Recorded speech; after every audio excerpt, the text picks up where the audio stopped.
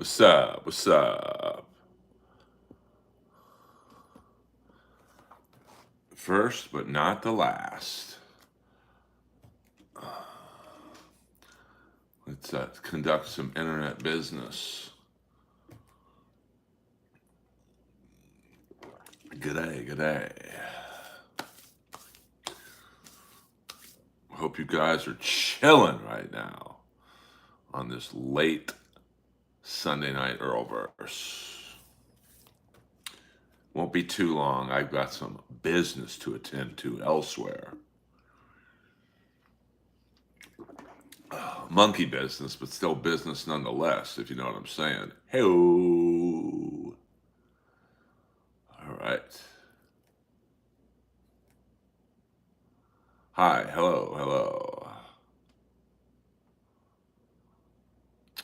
Well, we've got our first trolls in the of the evening. A little early for you guys. I don't know what watching this live has to do with Palestine, but welcome aboard, my friend. Welcome aboard. Hit the like and subscribe board button, you son of a bitch. My show was awesome last night, but very nerve-wracking. We have not walked around all day because the booker was watching everybody last night, so it was high alert. High alert. We are not the Dabbleverse, Ryan. We are not the Dabbleverse. How dare you?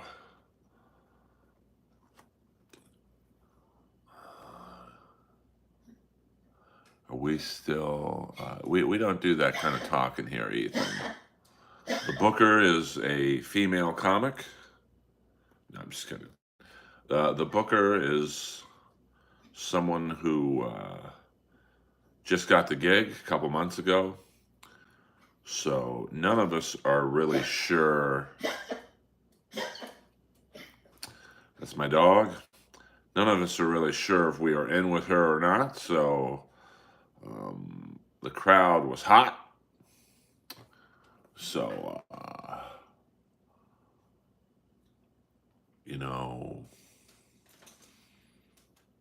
everyone was doing well before me. So it wouldn't have been a good look if I bombed in front of the booker. But luckily, it was one of my better sets. So I don't want to say I think my position is safe, but I mean, we are Dabbleverse friendly, but all Dabbleverse questions come at a cost of money, honey. So that's how that goes.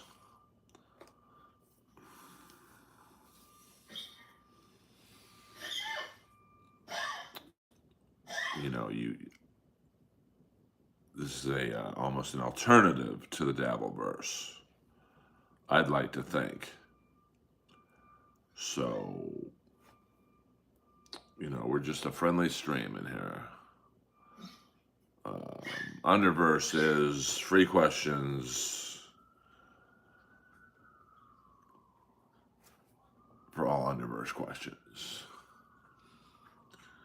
But yeah, the show last night was awesome. You should go on Love Island. I think I'm a little too old for Love Island, but I did have that idea of you got all these young guys in there, all jacked and, Botox and lip implants. That's my dog, Lois. What up, Lois? You go back to bed for a minute.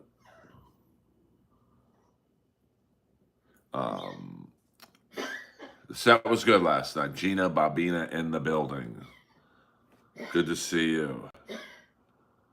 Lois is, she's got a collapsed trachea, partially collapsed trachea, so there's not a lot I can do about the cough, unfortunately.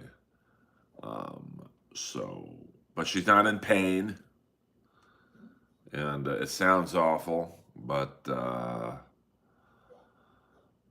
it's just something you have to deal with. Um, but I make her feel very comfortable. Trust me on that one. That's a fact, Jack. Um, did you watch the band? I didn't go to Lollapalooza. It's not really my musical scene, although I did go to high school with Stephen Perkins, the drummer from Jane's Addiction. Uh, Lois is human like. Lois has human eyes. So, but me and my ex girlfriend, who we share the dog, we do an amazing job at keeping her clean. We feed her the best food in the business. We give her oils, CBD oils, and all that stuff. So, we're doing what we can. What up, Danny Berry Highlights? Will you see Joe Perry's band on his upcoming tour? Probably not. I mean, if I want to listen to Aerosmith songs, I'll go see Aerosmith. Um, so, oh, I don't watch. I don't listen to K-pop. It's not my jam, as the kids say. It's just not. I'm not against it. I'm just saying I don't watch it or listen to it or whatever. I'm old school '80s butt rock metal, Ozzy and Kiss and Poison and Rat and Quiet Riot, Cinderella, Dokken, Motley Crue, Bon Jovi.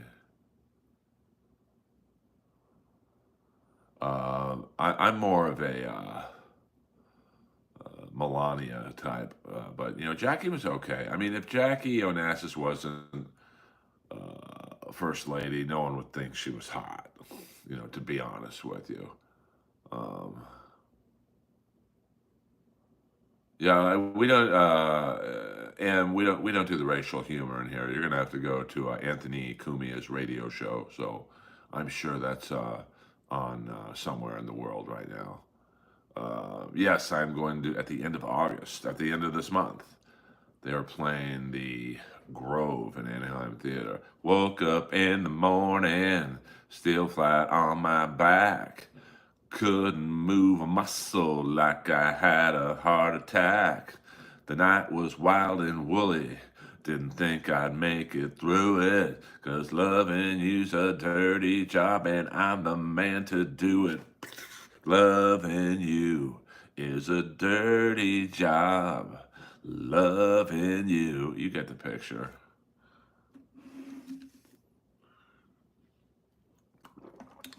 That's right. His rats started declining right around that album. Yes, Earl is in the house and ready for action. So, trolls, come on in. Scroll trolls. Let's get it going. I don't know who my competition is right now. And to be honest with you, I don't really care. I stream when I want to stream. But let's, for shits and giggles, see who's live right now. If there's anyone, let me see. Not really. I don't think anyone is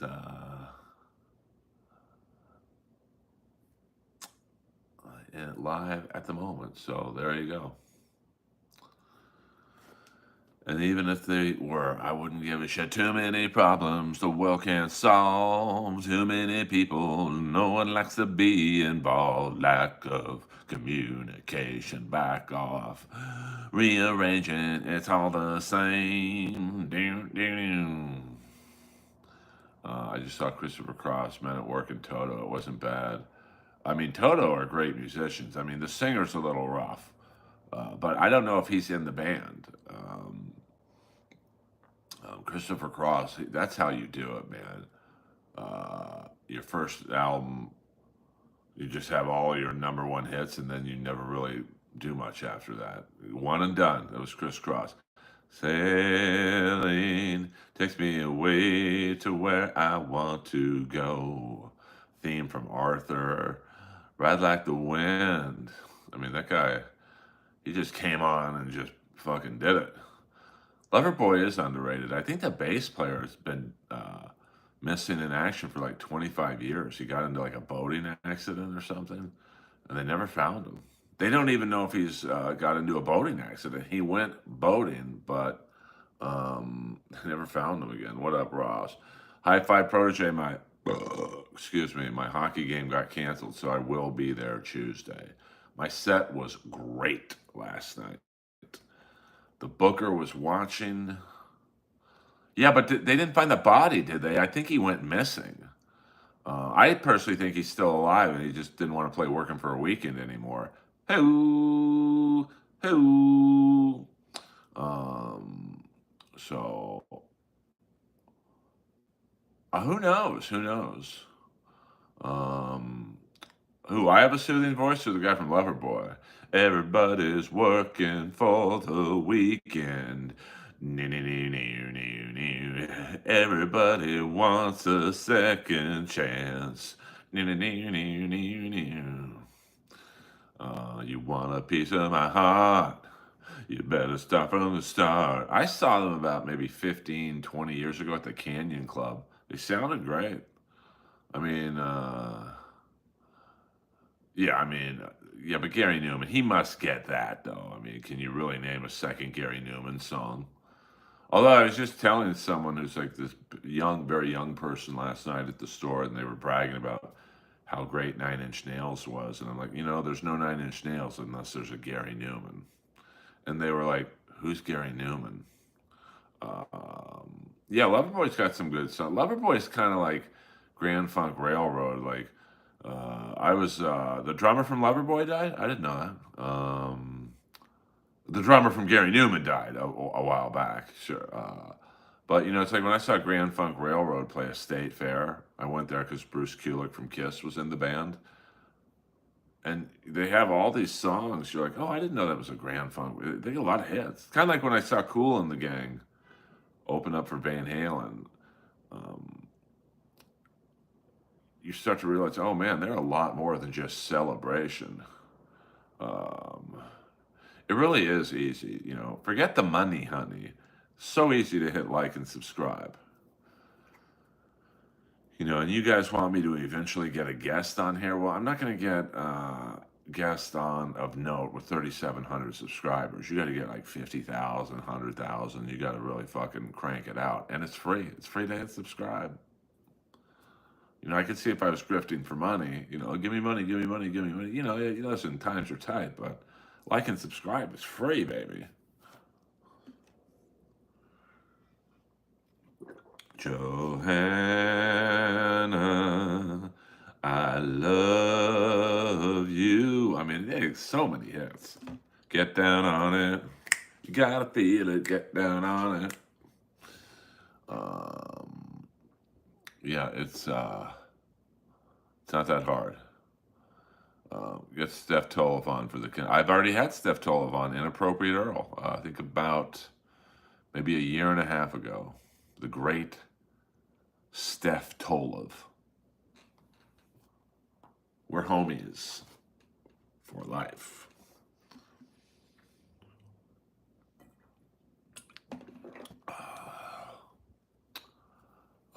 That's a good one. I mean, I would say probably Motley Crue, but Van Halen's up there. Yes, Jungle Boogie. Yeah, Yonder, I owe Yonder a lot. As you can see, I got about 16 to 30 people in the stream, but when Yonder comes on board, it's 1,000 plus. So, but it's a weird thing. Like that night there was 1,600 people in here. I only got 6 new subscribers. Now that's more than what I usually get. Um, so, but it's still, you think with 1,600 new people in here, I could maybe pick up 100, 200 subscribers. But I mean, Tommy Lee and Vince Neil are pretty horned up guys, but it's so. it's so hard to. I mean, you got to figure David Lee Roth was probably getting laid since the early '70s to literally tonight. Now Vince and Tommy, Nikki Sixx too. I mean, they were probably getting laid mid '70s to tonight. So I mean, I think David Lee Roth had a bit of a head start. So, but the numbers that those guys put up are uncalculable. And prime, I mean, Tommy Lee, prime Heather Locklear, prime Carmen Electra, just prime Pam Anderson. It's not just getting laid, but it's the quality of the punani. Um,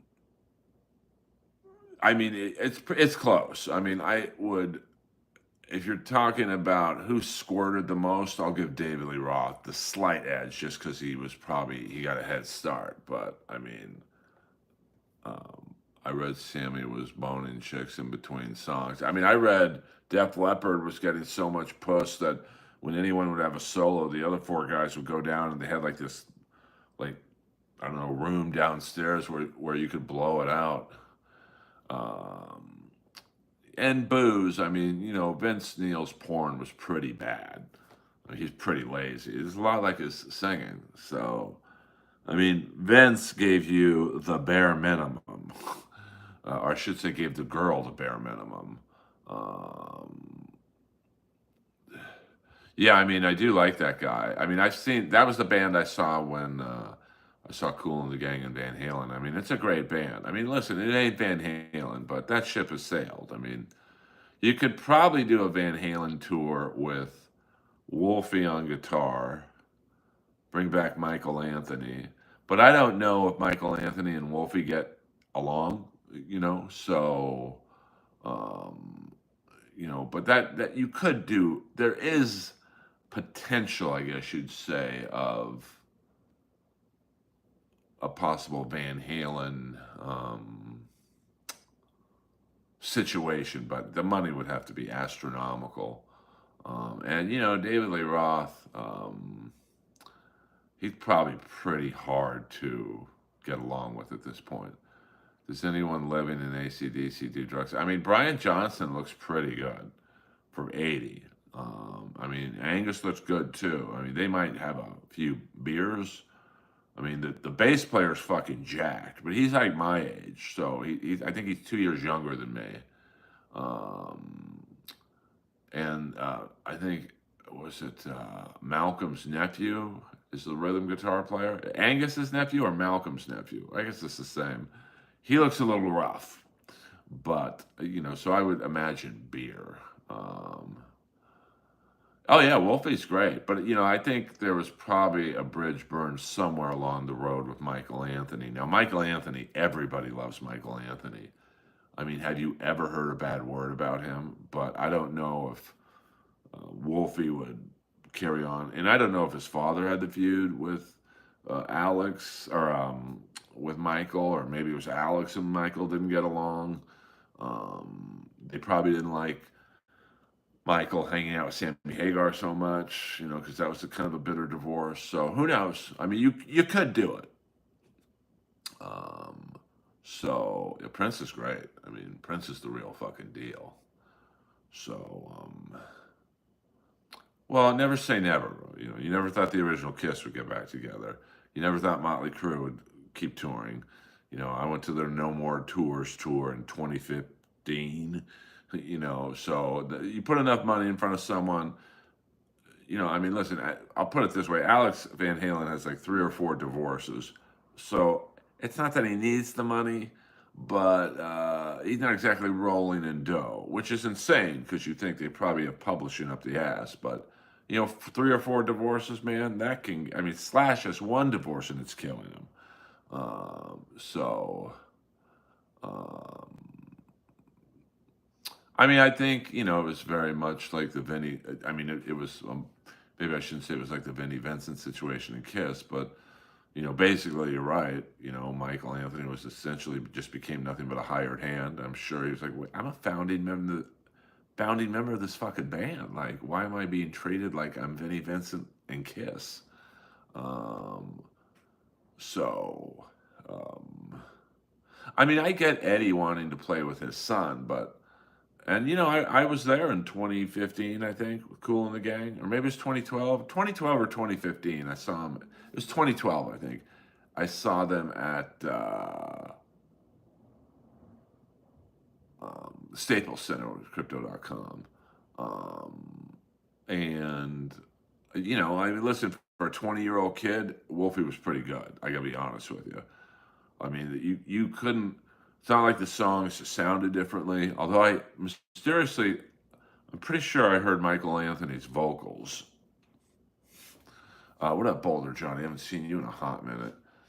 Well, I mean, in the Vinnie Vincent thing, I see both sides of the coin. I see Gene and Paul's side of like, hey, motherfucker, this is Kiss. We could get any guitar player in LA to be in Kiss, even though we're slumping a bit. You don't like the terms? Fuck off. We'll bring in Mark St. John. He fucks up, we'll bring in Bruce Kulick. Like, there's no shortage of guitar players. And I'm sure that's what Sharon said to Jake E. Lee when Jake wanted publishing for Bark of the Moon and The Ultimate Sin. It's like, hey, bro, first of all, George Lynch almost got the gig, so we could call him, he'd come. We could get Brad Gillis back. We could get Warren DeMartini. We could probably poach him from Rat. We don't need you. You need us. Take the publishing deal or beat it. Um, oh, that's cool. Um, well, yeah, that's a fact. I don't think you're going to see.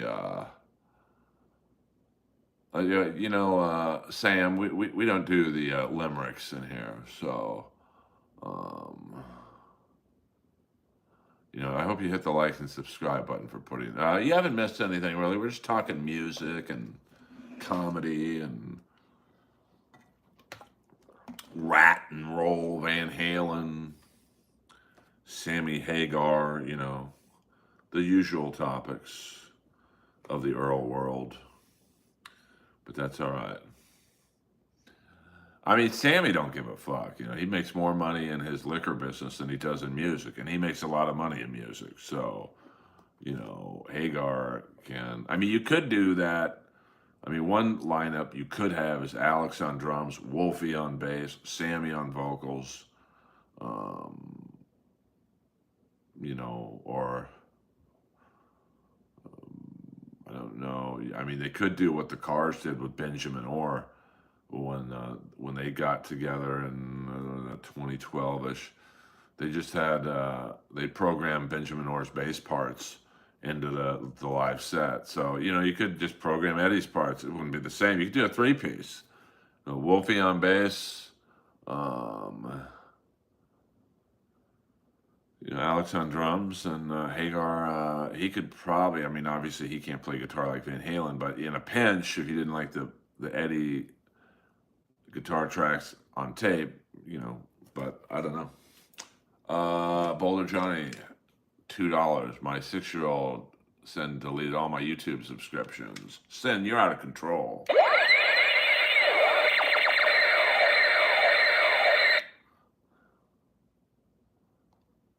We don't talk about Jeff Ross in here. Unless you show me the money, honey. I don't charge for much in the Earlverse. But I do charge for even mentioning Jeff Ross's name. Unless you insult him, and that you can do in all caps. BEWB, I don't know what that means. Gina Bobina. Well, I mean, who knows? I mean, can you imagine a coked up Van Halen with a loaded Hagar? I mean, I don't think Hagar, I think Hagar's probably at this point, and probably at the point he was in Van Halen, probably a functioning alcoholic. The Van Halens weren't functioning alcoholics, they were hardcore. And, Michael Anthony was probably just glad to be there. No, we don't talk about Joe Rogan in here, not until I get on the podcast. Who? Then it's fair game. Exactly. Who is Jeff Ross? You'll have to look up Jeff Ross on the internet. Lots of great articles pop up. Well, I don't know about that, bro. I mean, he drank, but it also depends, on what your version of an alcoholic is. like to someone who's never drank before, Hagar drinks a lot. So to me, that's an alcoholic, but he can handle it. I mean, his insides are probably pickled at this point. So, um, whereas the Van Halens, I think, drank. I don't think Hagar drank to like blackout state, but I think the Van Halens did. But I don't know. I wasn't backstage with them. Um, I know there's a bunch of books, but you never know who's telling the truth. And like Nikki Sixx in the Dirt comes up. How the hell has this guy died twice from heroin use and remembers everything? Shit. Um, and even Hagar had a beef against Ray Daniels. But hey, it was from Hagar's perception. Maybe Ray Daniels should write a book. Um, yeah. Well, that's probably why he has 3 or 4 divorces. So, I mean, that's insane. I mean, I know what one divorce costs. Not, I've never been married, but um, yeah. I mean, Peter Criss is a walking man. Keith Richards is the ultimate, like, Keith Richards has probably never been inside of a gym unless it was to go to the bathroom, and that's a guy who is really a medical miracle. Um, I mean, I don't know. I like Hagar's song. I like both, to be honest with you. Yeah, I mean Eddie, like, and Eddie was out of control. Like he had mouth cancer and he still smoked, and I think he did chewing tobacco. Someone said so. Like, I like that first Van Halen album. How do I know when it's love? I can't tell you, but it lasts forever. Na na na na na na na na na na na na. EA Sports. It's in the game. Nicolas Cage has been divorced. Yeah, I mean, that's why he's broke. Why do you think you see so many Nicolas Cage movies um, that like straight to video? He probably got paid $2 million. He don't care if they make money or not. He just gets his $2 million. He gets the money, honey. Um, Somebody threw a lift shits on court at a WNBA game. Best performance in a long while. I mean, that guy sucks, man. Um, he's just a horrible, horrible person. But, like I said last night, he fails upward. Uh,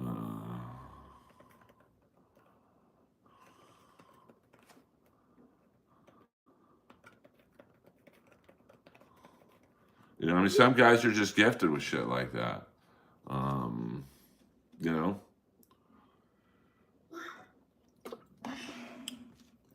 you just kind of got to toss your hands in the air and go, okay, I don't get it.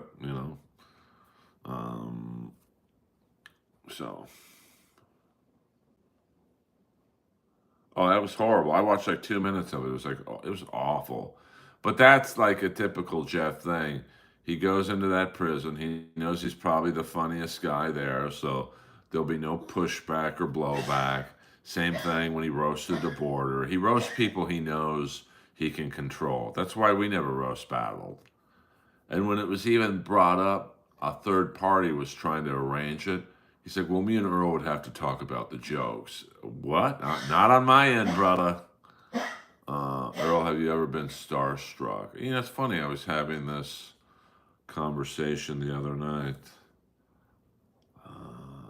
I mean, when I met Hulk Hogan, to be honest with you, it's, I mean, I'm around celebrities every day of my life. I mean, there was famous comics at the store last night. Um, I loved Eat 'em and Smile.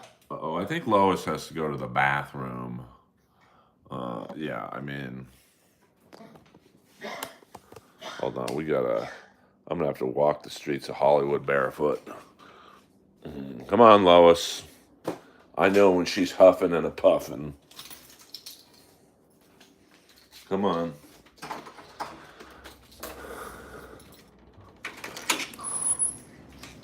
Come on, let's go. See, she can't see too well. Come on.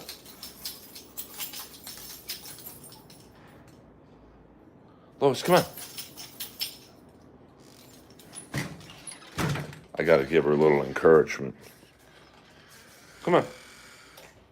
There we go. Come on, let's go.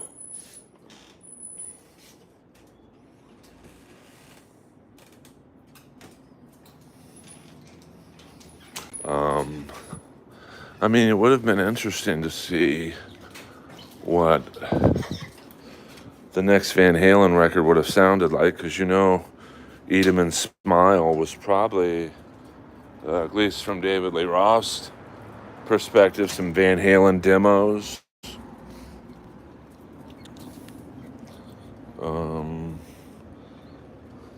I actually knew the girl in the Yankee Rose video. I mean, there's a couple girls in it, but the one who's rolling down the aisle in the supermarket. My doctor says I have to have a laxative. Not in my store, you don't. Her name was Maria Parkinson, and she was an older comic. And she's definitely one of the ones I wouldn't mind talking to again. We did a lot of shitty gigs back in the day, like just 2-hour drives and, no money, driving to like Palm Springs for no money to do 15-minute spots. But that's what you do when you're a struggling comic. There ain't no money, honey.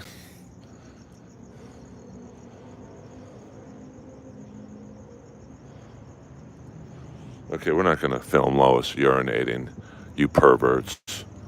Come on, Lois. But that's...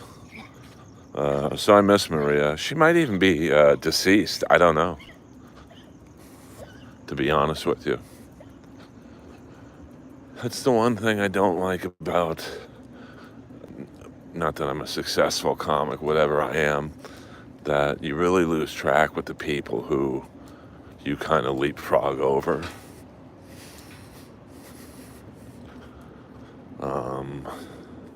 Because some people, listen, comedy's a tough fucking business. Trust me on that one. And it's a business where, you,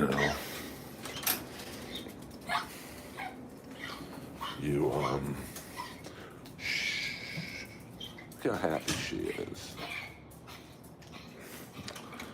is. Some people just aren't built for it. Constant rejection and all that stuff. Me, on the other hand, look at that baby. Look at the baby. I'm a fucking soldier. Time for a little Ollie food.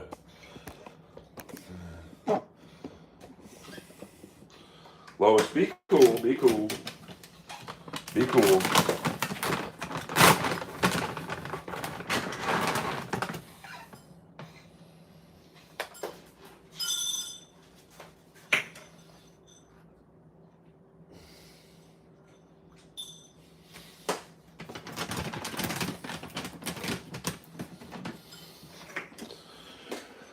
But to answer your original question, I did like the David Lee Roth album. It was very good. I mean, look at the talent that was on that album.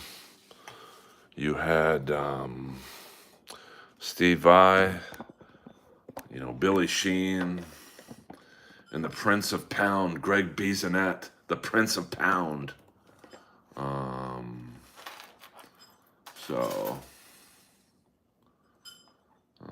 a great band that, some may say, well, I was saying this girl I started comedy with, she was the girl in the David Lee Roth video. She rolls down the supermarket aisle and almost trips on the can. My doctor says I have to have a laxative. Not in my store, you don't. That Arab guy was pretty funny, to be honest with you. No.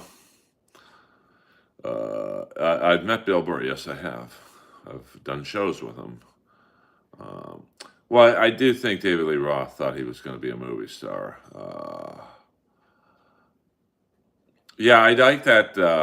I think that's that show where I saw that drum show where I saw Stuart Copeland do a, the drum part. Well, no, he had never heard of Limp Bizkit's "Rollin'," and so they take away the music. And it's either how's that show work? They take away the music and he does the drum parts, or they take away the lyrics and he does the drum parts. Very interested to see. Imagine thinking anyone in the audience who paid to see a band wants to see Bill. Yeah, Skyscraper. I think that was with Matt Bissonette on bass. Bass. That's a great record. And I think David Lee Roth. Listen, he was. An essential part of the Van Halen look and sound.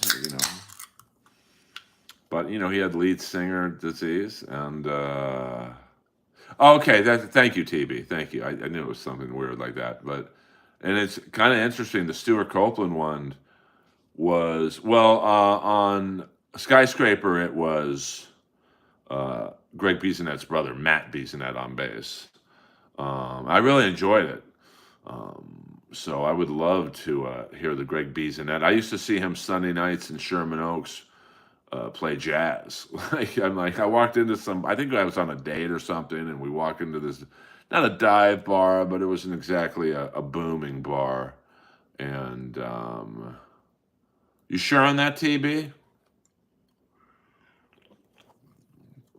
Let me look that up, baby. Not that I doubt your word. Gary Biscayne. Yeah, we don't do the racial humor in here, Gary, but what we do is hit the like and subscribe button. Album. I don't have a producer here, so yeah, we don't do the inward humor in here. I've been to the baked potato many a time. I mean, I haven't been in years, but um, yeah, let me see.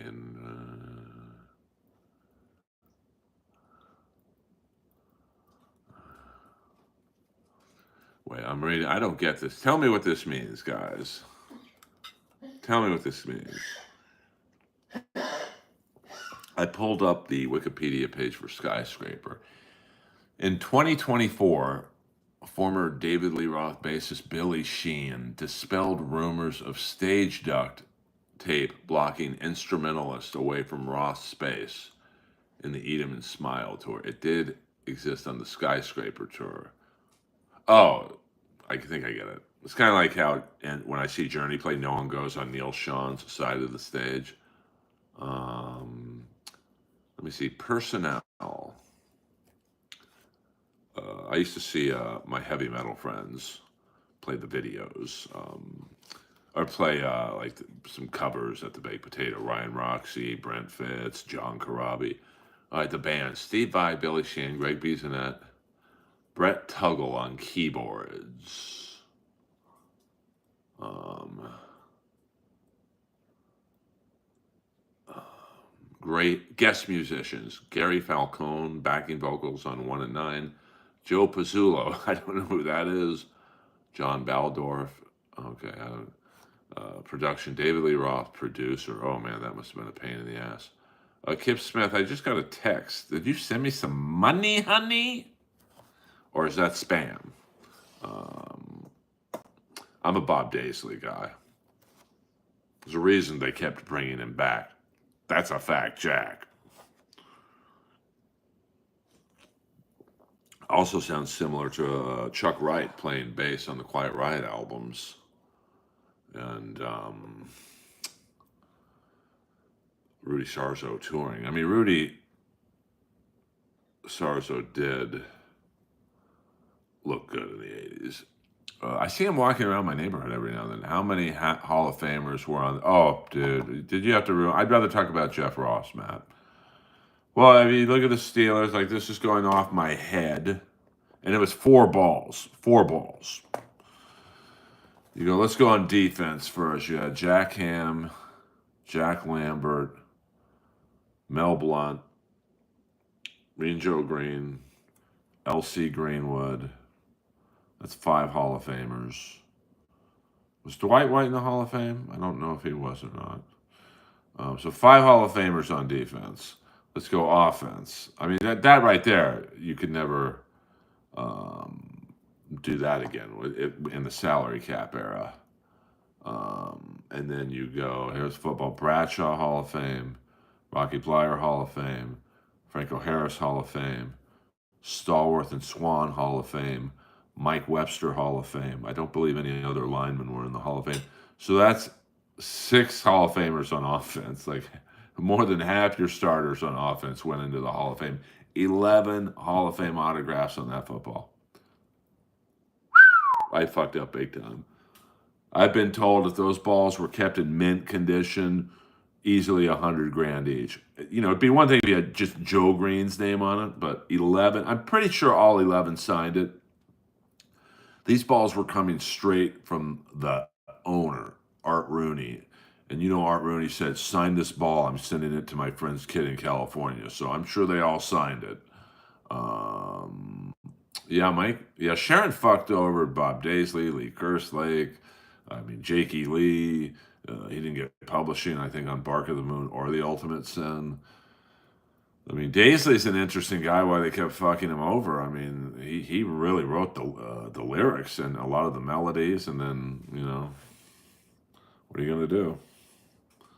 I'm sure Rudy Sarzo was like, I'll play bass. I'll just shut up and yeah, I don't need the publishing. Well, at one point, Sharon re-recorded the first two Ozzy solo albums, with Robert Trujillo and Michael Borden, and then the fans got so nuts. They put the original recordings back in the rotation, but it's like I mean, Ozzy was probably the least talented person in every band he was in. And that's not like a knock on him, but, look at his bass players. I mean, Bob Daisley, with Jakey Lee, and then obviously Randy Rhoads, Zach Wilde. I mean, Ozzy's probably one of the more luckier people in the music business. Well, I think... once Randy Rhoads died, it definitely shook them up. And, I don't know why you would fuck over those people. Like, you're still going to get the bulk of the money. But, to sit there and deny, especially Daisley's influence, it's just like, oh, look at those guitar players. Even Joe Holmes, who I saw on the Osmosis tour, he was like a Randy Rhoads disciple, I think. So, that was like bonkers magonkers. Like, he's probably the least known guitar player in Ozzy's solo career, and he still could play the pants off of most anybody. So, yeah, I mean, let's get to Lee Kerslake. I mean, Lee was awesome, man. And not that, but I'm a Tommy Aldridge guy, so I didn't, but that's the business. When my girlfriend, ex-girlfriend, she got hired by Sharon Osbourne to work in the office, and literally her first job was to cut Jakey Lee out of all the pictures. So, all right, let's get to, I hate reading from, I am reading from, he died September 19th, 2020.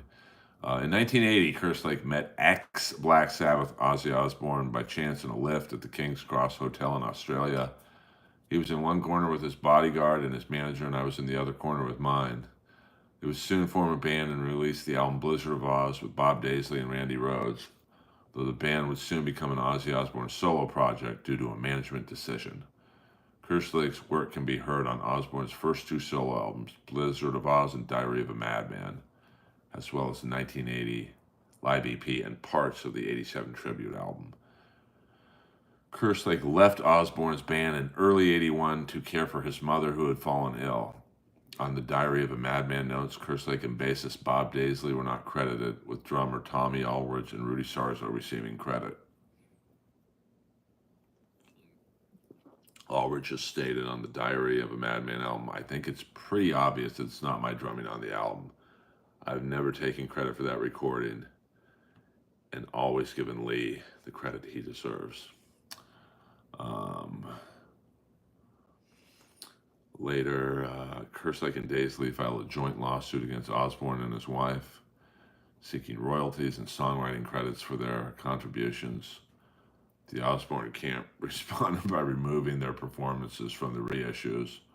Um, Kerslake was unsure why the Osbourne camp treated him so bad. The only thing I could ever recall was once Ozzy had asked me to speak to her on his behalf regarding the 2 shows in New York in one night. As Ozzy said, I can't do 2 shows in one night, not with my voice. He told me to tell her. I did as he said. I would have died for Ozzy as we were a band, and I loved him. Because I broke the news to her, she hated my guts.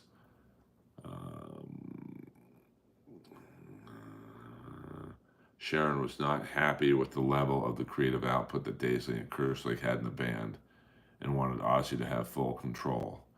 He surmises this led to the split and any ill will she had harbored for the drummer. Album producer Max Norman concluded that Daisley and Kerslake made considerable contributions, while also noting that the Osbourne camp might want to dispute that now. I mean, that's the business. Everyone gets fucked over in this business. That's a fact, Jack. So, but it's just unfortunate.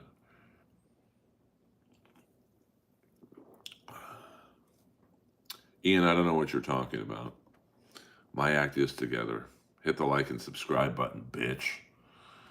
According to Daisy, it was supposed to be. Yeah, I heard that. I mean, what are you gonna do? But just, what up, Earl? What up? I'm gonna seek royalties for being a quintessential sexual tyrannosaurus. Yeah, strap this on your sore ass, JJ. It's just, to me though, it's like there's enough money for everyone involved. Like, Daisley and Kerslake are like literally saving your husband's life. They're writing all the fucking lyrics and the rhythm stuff and I mean, obviously Ozzy's a part of the sound because he does have a unique voice, but like, why fuck over those guys? I just don't get that. What up, Mac Mitten? 100%. Well, it's usually the artist management or the scumbags, but what are you gonna do? Hit the like and subscribe button, you maniacs. You know why they say about Shulies like Sharon? You give them the world, they want the moon. Hello, you're right though. I always say, a girl wants the finger, then they want the fist. Oh, I just don't understand that thinking. Like I went through it a little bit with Roast Battle. Like everyone could have gotten the money, all the pussy they wanted. We all could have shared, and instead Jeff comes in and just strips the fucking show to the bone, takes everything, and goes on to the next shitty idea. Ask the people who took 10 years to develop historical roast how that was working with Jeff. Once again, Jeff comes into that show, him and his manager Amy, they strip that show to the bones, and then they move on. And now those kids have one season of a shitty show on Netflix. I don't even think it's on Netflix anymore. And they haven't had anything since. That's the business right there. Because they can't just move on to another show. Jeff can. So, yeah, I agree. I think the first 4 albums are great. And then, nothing against Zakk Wylde, because I do like Zakk Wylde. But, I don't know. There's a lot of filler on some of those albums because he didn't have Daisley around. I mean, No More Tears is a good album. A lot of good songs on that album.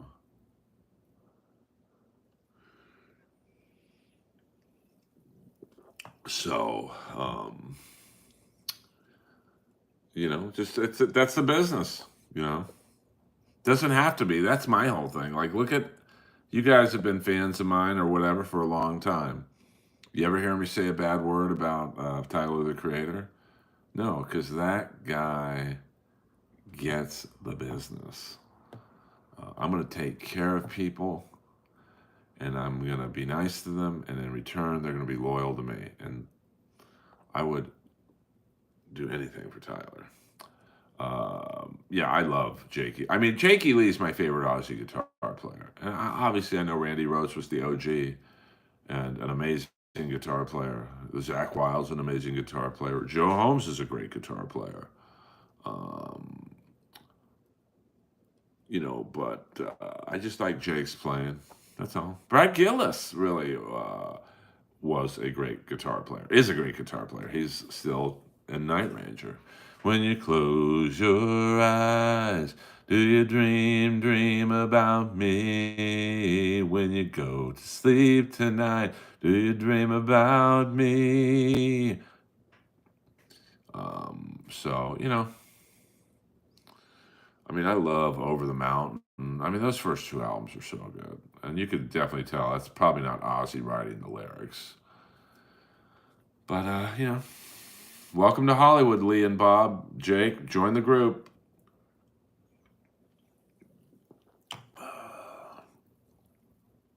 My favorite two Ozzy live performances: 1984 Salt Lake City, prime Jake Lee ripping, and 1985 Rock in Rio. Different lineup though. Who was it? It was Tommy, Don Airy on keyboards, Bob Daisley back in the fold on bass, and Jake ripping it.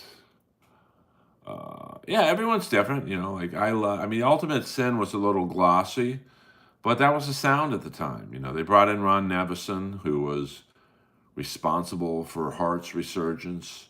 I mean, Kiss waited almost 2 years to work with Ron Nevison on Crazy Nights. Now, most people think Crazy Nights is probably the worst Kiss album because it just sounds like throwaway Bon Jovi songs, but I'm gonna talk like I talk, walk like I walk my way. I'm gonna go where I go. MTV, know my way in the danger zone. It's the jagged edge we climb. What the fuck is he talking about? But it was, just pure Desmond Child cheese. But, Ron Nevison was the guy. So it would be interesting to hear the Ultimate Sin, like, a little rockier than more, a little more like Judas Priestish than, Bon Jovi. But, listen, it's a big hit. Shot in the Dark is still played on radio. Lightning Strikes to a lesser degree. So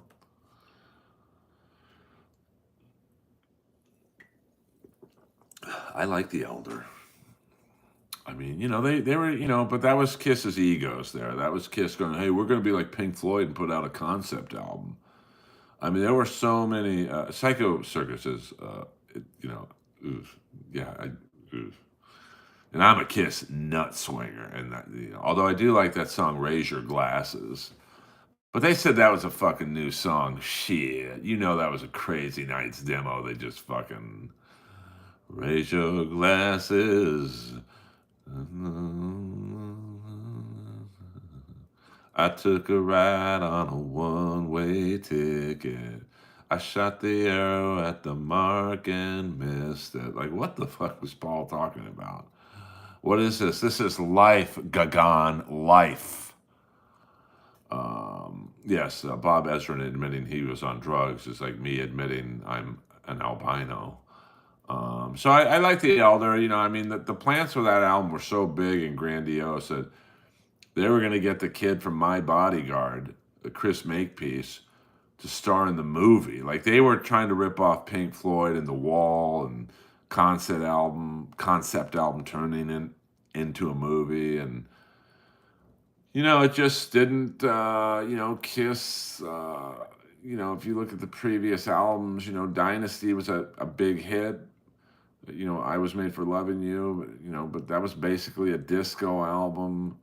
Unmasked was basically a Cars album. I mean, when did you ever hear a Kiss album with keyboards and backing vocals? And then the Elder just, they had like, two questionable albums in a row, and I just don't, America was getting ready for the British invasion with Judas Priest and Maiden and a couple other bands. The LA metal scene was just about to pop with, Motley Crue and Rat, Quiet Riot. So Kiss was losing share in the marketplace.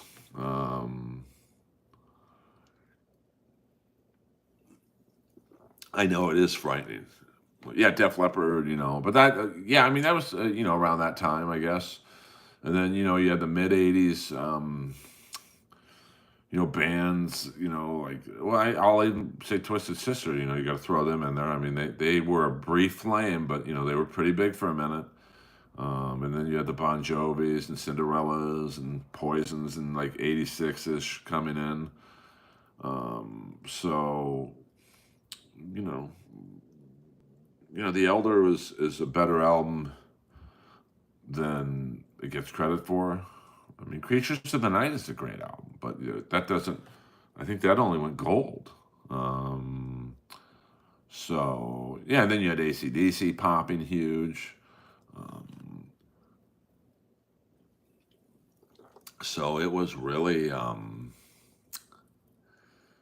was a weird time for Kiss in the '80s. And then they got traction with Benny Vincent, Lick It Up, and Animalized was a kind of a big album. Um, Asylum was all over MTV. Great Crazy Nights, those three videos from Crazy Nights were all over MTV. And then Kiss kind of lost it again with Hot in the Shade, which was basically an all demos album. Just shit they had not put on any further albums. And then they kind of found their mark again with Revenge. And then they put out Carnival of Souls, which was, the bootleg of Carnival of Souls was being distributed at a record. I'd never seen a bootleg that got so much of an underground listening than Carnival of Souls. So they put out Carnival of Souls just to make a few bucks. And then the reunion tour, and, yeah, I mean, I think Twisted Sister's problem was just that the songs just weren't there long term, Um, although I do like a lot of their songs. I mean, obviously, We're Not Gonna Take It's a great song. The Price is a great song. I Want to Rock is a great song. But when they did that cover of Leader of the Pack,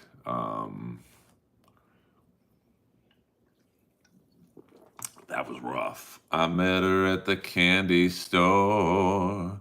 She turned around and looked at me. That's when I fell for the leader of the pack. Her folks were always putting me down, down, down. They said I came from the wrong side of town. They said I came from the wrong side of town. I stood her and asked her why, but all she could do was cry. That's why she fell for the leader of the pack. The girl in the Leader of the Pack video was the girl who played Stacy in Valley Girl. I never knew that. And if you see the long form version of that video, Luke Perry plays a student in the classroom. Um, so, yeah, I mean, Survivor was huge with both singers. That's a rarity. And Journey was fucking. I mean, few bands will ever see the success of Journey in the mid '80s, like early to mid '80s. Like they were fucking killing it. And but you made one false move and you were fucked. Billy Squier did that one video, man, and then I think he took Rad out on tour, and people were like, "Okay, this guy's a fucking loser. These guys are, blah blah blah." Earl, have you ever met Dave Mustaine? I did meet Dave Mustaine once when I saw Megadeth open up for Motorhead at the House of Blues across the street from the Comedy Store. He was kind of a dick, to be honest with you. I mean, there's a reason you never really hear a nice thing about Dave Mustaine. I mean, put it this way. When you get kicked out of Metallica for drugs, you got a problem, Holmes. So, um, Tom Kiefer, he was singing like Axl before Axl. Yeah, that's a fact, Jack. Um, Jason Statham is the best actor, do you know? I disagree there. Excuse me. This is not carbonated, and I'm drinking it rather fast. And then you had bands like REO Speedwagon and uh, Frampton, yeah. I mean, he definitely had a nice run, but he was more 70s. Someone sent that to Doom. Um, I mean, the 80s was very competitive because you had like many genres of music competing for the market share. You had like bands like Journey and REO Speedwagon. You had kind of the alternative stuff like Gary Newman and, um, you know, like the K Rock type of bands. Um, a lot of one hit wonders like that. I love that song China by Red Rockers. China, China, falling out to history. Is that the way you'll always be? I mean, that song was played a lot on LA radio. Yeah, new wave. That's the word I was. I mean, K Rock was huge in the '80s. Missing persons, The Cure, which was the alternative, I guess you'd say. Um, Flock of Seagulls, just a different vibe. So, Earl, you still putting up 105 pounds with dumbbells? Yesterday,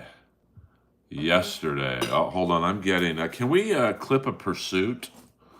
I can clip that, right? That could be my new channel thing. Clipping, I'm getting, reports of a pursuit. Let's see here. Uh, yeah, yeah. I mean, it was a. Hold on here. I'm getting reports of a hot police pursuit. Okay, I'm gonna turn the volume down just to. Ooh, police chase carjacking. What up? What up? CC Motion. So it was just a wild police. Whoa, it's not. Oh, it's a developing story. Hold on. Ooh, it is live. It is live. No, I don't want to do that. A lot of pop-ups here. Um, oh man, they really get you with the pop-ups. Um, so you had older bands like Kiss trying to like keep up with the Bon Jovis, and like it was just like a. Can I clip a police chase? Anyone chime in on that? Can I get? I mean, I guess it would be. Oh, this is a good one. The only heavy rock band that made it through was well, Bon Jovi kind of made it. Like I mean, um, okay, yeah, all right. Oh, Jesus! It's a 18-wheeler, I think. Can I play the sound? Fuck it, I'll take a risk. So we'll see. Looks like he's gonna get right back on.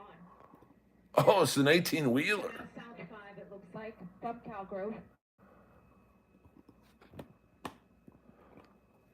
Not going very fast. Yeah. An oil tanker, too. This could get good. What if this was the thing that popped my channel? Once again, if you're just joining us, this is a vehicle that was taken from the San Fernando Valley off of the Roxford exit of the northbound 5, taken likely at gunpoint because these guys were armed, and it was the second vehicle that they had carjacked during the course of this pursuit. The first one was a Ford. They were calling it an F-150 originally on the scanner, but looking at the vehicle in person, it did look much larger than either a Ford F-250 or a 350, but it basically became disabled when it lost a tire. So that's when they got out of that vehicle. Tried to come on, let's get the numbers up for this shit. Person didn't let them in, and thankfully that person's okay. They were able to continue on from there. But then the driver of this semi truck, this favorite here, wasn't as lucky. The suspects crashed into the front of his car, and then basically commandeered it, took it over, and the driver thankfully was able to get out. He was fine, but the first person who was carjacked. He was shot at. So at this point, we don't know how that person is doing. So I know it's somewhat convoluted here, but again, second vehicle that has been taken during this pursuit. Both have been carjacked, both at gunpoint. Damn. That could blow up. I feel like I'm watching Convoy.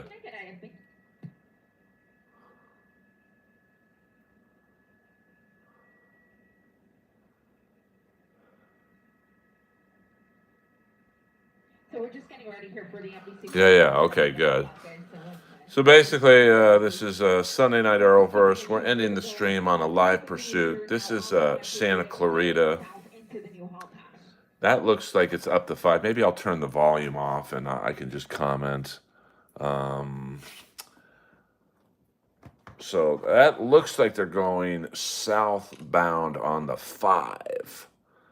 If I can read that, I've been on that road many a time, and I got to be honest with you. This car looks like it's going pretty, or this truck looks like it's going pretty fast. I mean, you could see this could be a total disaster with all the other big trucks around. They're armed.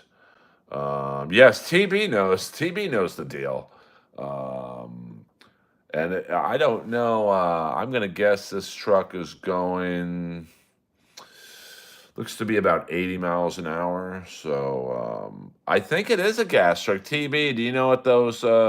It doesn't look as big as most gas trucks, but maybe it's just hauling chemicals. Which this is literally like watching the Chris Christopherson movie Convoy.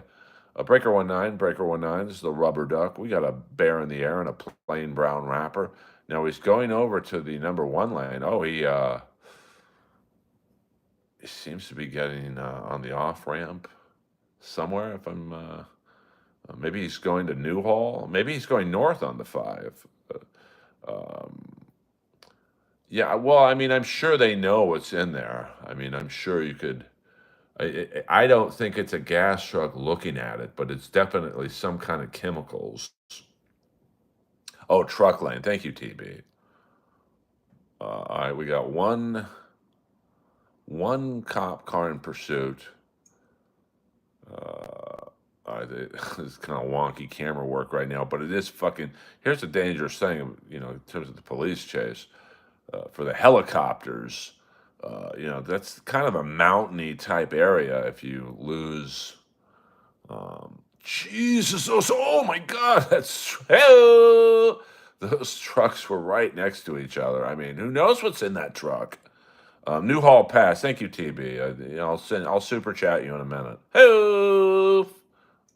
Oh man, oh Jesus, and they're armed, so they ain't going down without a fight. So, thank you to TB. He's my Newhall Pass. TB, you are correct, my friend. Before this is where very close to where they actually stole this big rig from the rightful driver, and it was a Ford. Oh, Jesus! Either a 250 or a 350 they had originally taken. Now they've already stolen one. This is the second car they've stolen. So I love Convoy. That was one of my favorite. I wanted to be Chris Christopherson so bad when I was a kid. Now my phone's at about 30%, so hopefully this isn't too long of a police shoot. But I have a feeling it will be. These trucks have big TB. You probably know more than I do. Earl, was Marvin Hagler ever truly appreciated? Not really. Marvelous Marvin Hagler. He was. It's funny. Speaking of Convoy, if you remember the movie Convoy, there was a black actor in there by the name of Franklin Ajayi. And Franklin Ajayi was a great fucking comic. Unfortunately for him, especially in the 70s, you really had only one black comic that was going to be famous, and that was Richard Pryor, and arguably Red Fox. So, in terms of Marvin Hagler being appreciated, unfortunately for him, he grew up in the same era of Sugar Ray Leonard, Hitman Hearns, and Roberto Duran. So Oh, the tanker is empty. Oh, so you're watching the same thing. Okay. Well, I mean, you never know. I mean, there might be some remnants in there. Matt, you seem to be uh, damn, I love TB, the man. I was guessing he was on the five. And the tough part is when you go up that one section of the five, the grapevine. Man, it's tough on trucks. I mean, you got to turn your AC off, and like you got to have all systems functioning for the gas to get up that hill. Um, so shout out to TB and Matt, who seem to be local yokels. This isn't really my neck of the woods. I really only hit the five when I'm going to Vegas or Camarillo. Oh yes, apparently I'm getting some intel from sources. Uh, Apparently they fired shots earlier. So Earl, I live in Arcadia. Oh, okay. Okay, the news said he was heading southbound. All right. And he's moving pretty fast. I mean, there's a couple of other cop cars. I'm sure they've got cops at each off ramp, and they'll just take over. I mean, I'd love to hear the CB talk of the truckers. You know, the truckers know this is going down. Probably breaker 19. We got a vehicle in the wild, southbound marker, Newhall Pass. Come on. Um, I'm interested to know. These guys who probably stole the truck probably don't even know how to use a CB. Um, how do you stop them? I mean, that's the problem though. If you spike strip them, no. So this cop's getting a little more aggressive. You're definitely not going to do the hit the back of the car, but um, I mean, if they believe the tank is truly empty, you could spike strip him. Look at this poor guy in the shitty truck next to him, probably totally oblivious of what's going on.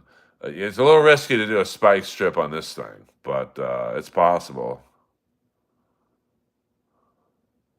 Yeah, probably. Yeah, he does have lots of options, and there's probably not a lot of traffic. This is probably one of the few times the LA freeway system has very little traffic. Uh, um, I don't know about just let him go. I definitely disagree with that. I mean, they're not letting this guy go. Apparently, they've already shot at the first guy they stole his truck at. So this guy ain't getting away. I mean, what he could do is, I mean, I don't know what his end game is going to be. He could like be driving and just jump out the cab, like onto the ground, like over there. But that he might break both his legs if he does that. He took the 405, so we'll put the volume up a little bit here.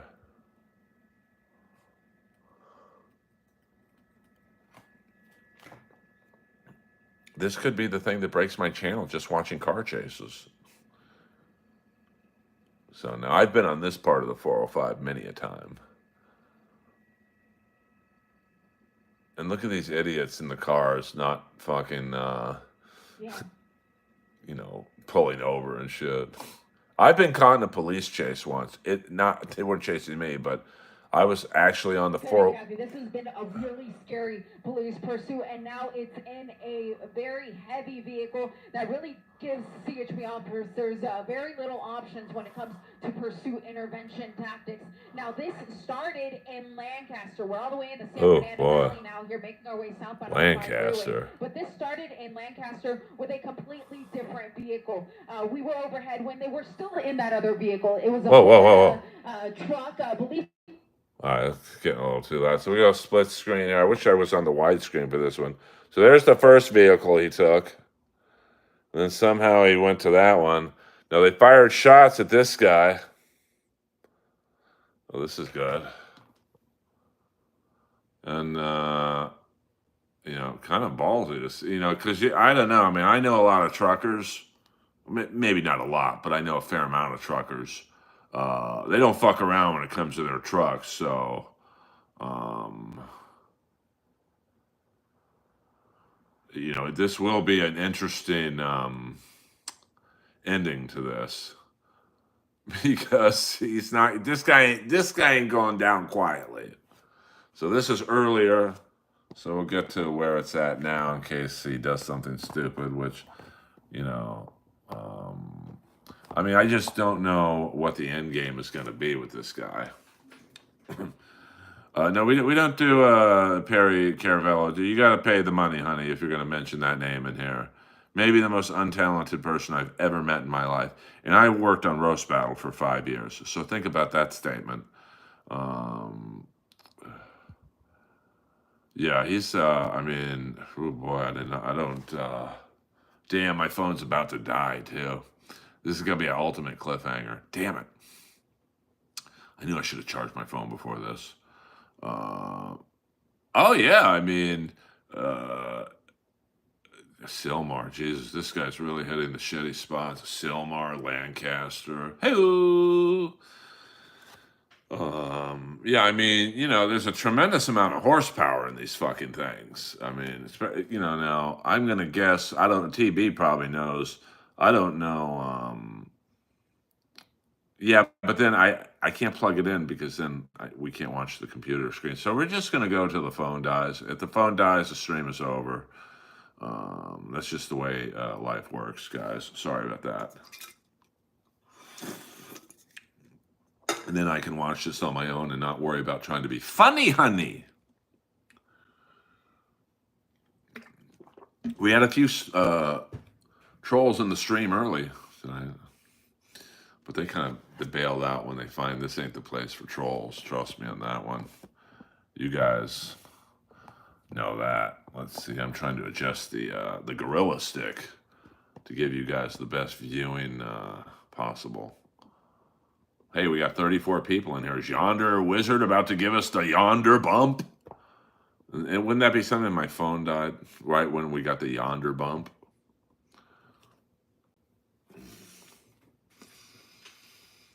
But that's all right. The numbers, baby. You know, you guys. I mean, listen. Oh, here's what was going down earlier. This is when he switched over. Can you imagine being this trucker?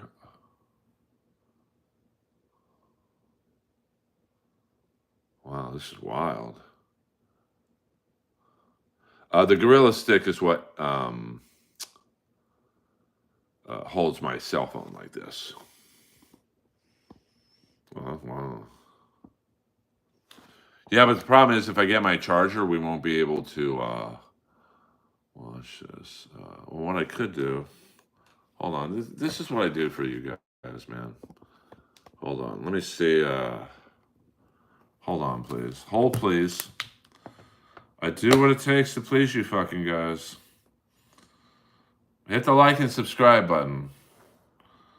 Let's see here. All right, so let's do this.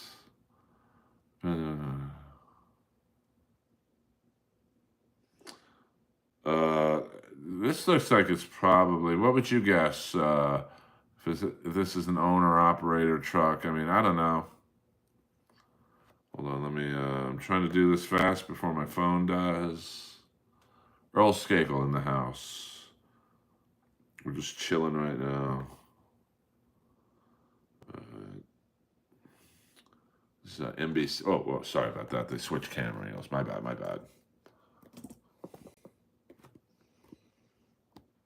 Trying to pull this up on my iPad here. We've got like 3 fucking computers working.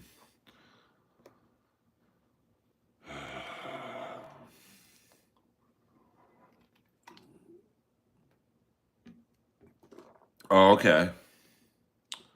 So let's see. My iPad's fully juiced. Okay, so I have an idea here.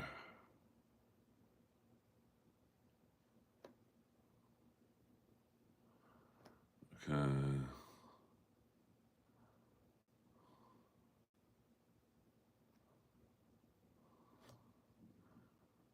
Alright, so let's see how this works.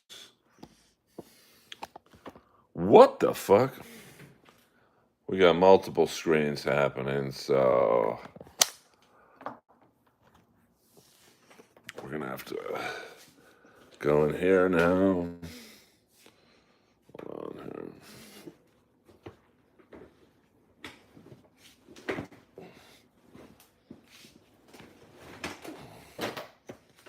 Sorry.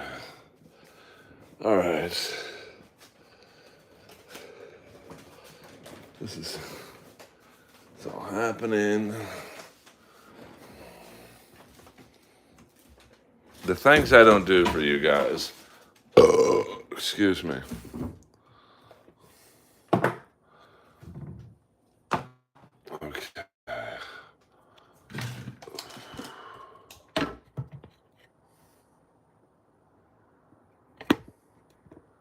All right, this is as good as it's gonna get.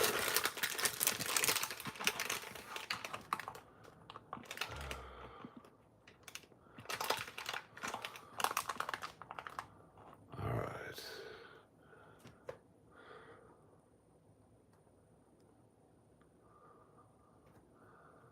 Let's see. Yeah, I mean, whoa.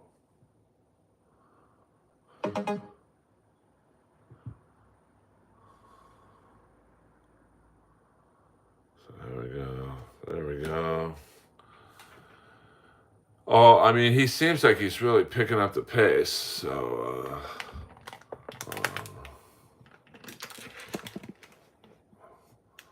let's. I'm trying, guys. I'm trying. Yeah, there we go.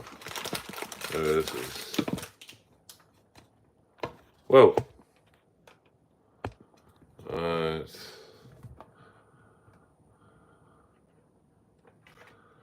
Let's see if we can. I'm gonna try something real fast here. Um, envy.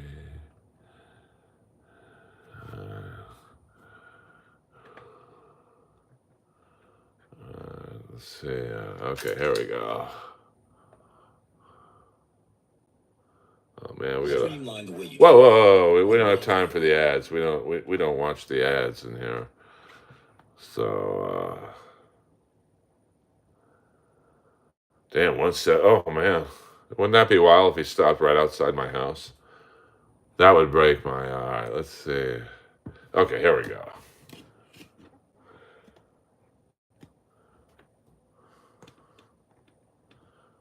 So, we'll do that.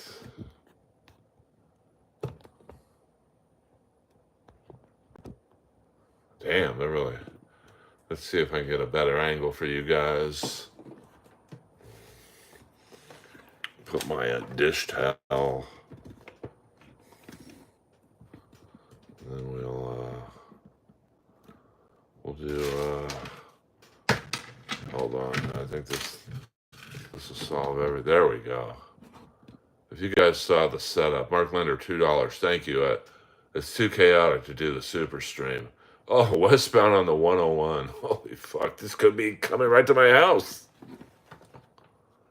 All right, here we go. That's a good angle right there.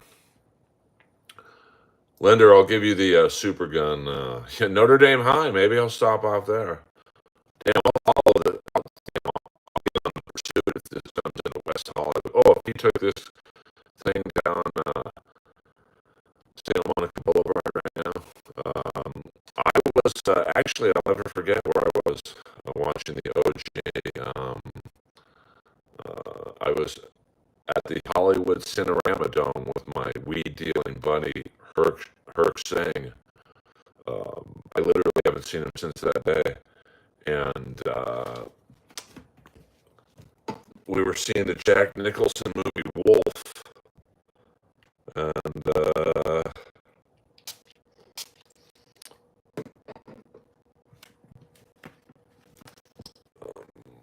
yeah, that's where I was.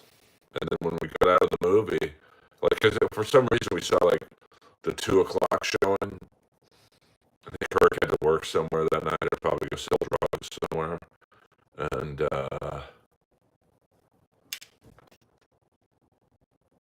we got out right when the chase basically started. Your audio, oh really? Interesting. Sorry about that. Fix the audio. Like I'm not doing enough for you guys.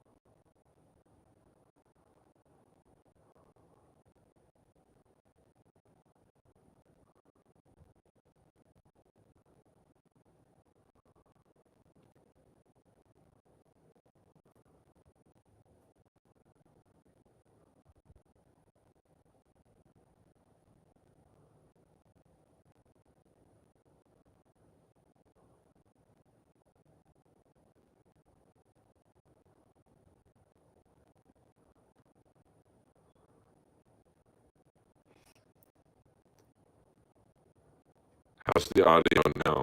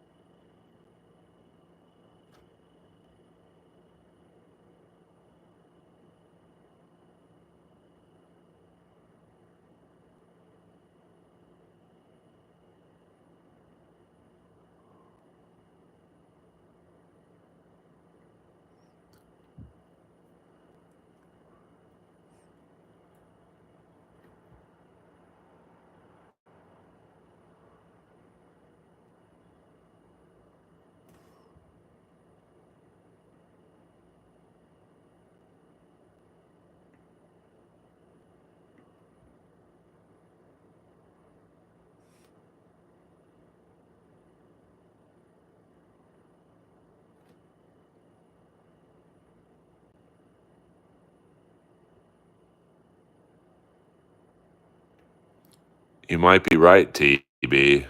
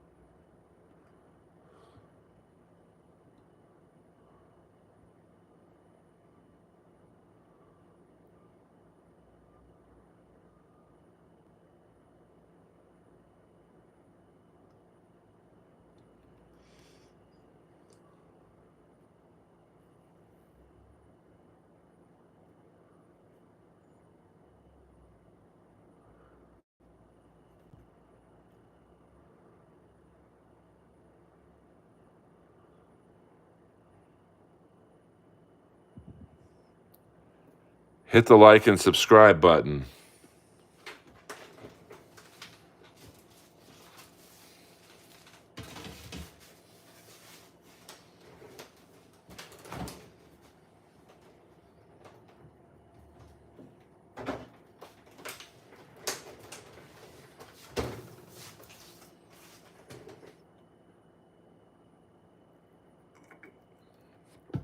Okay, that's good.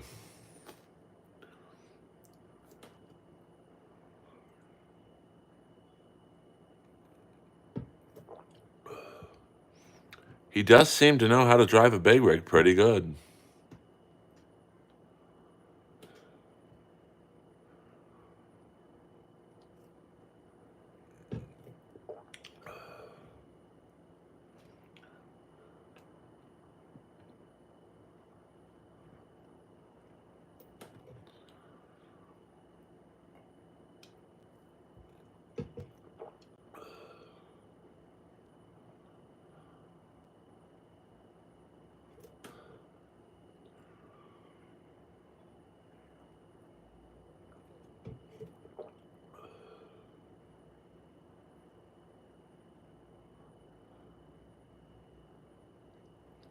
Yeah, this could be a long one for sure.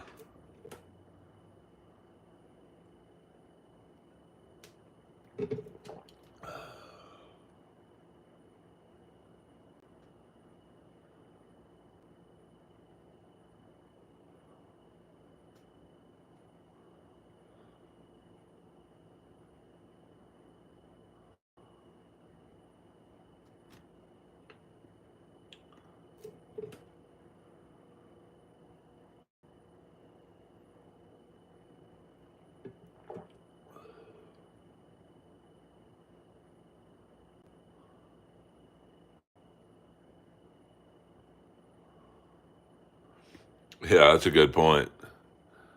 Somehow I don't think he's getting on the side streets.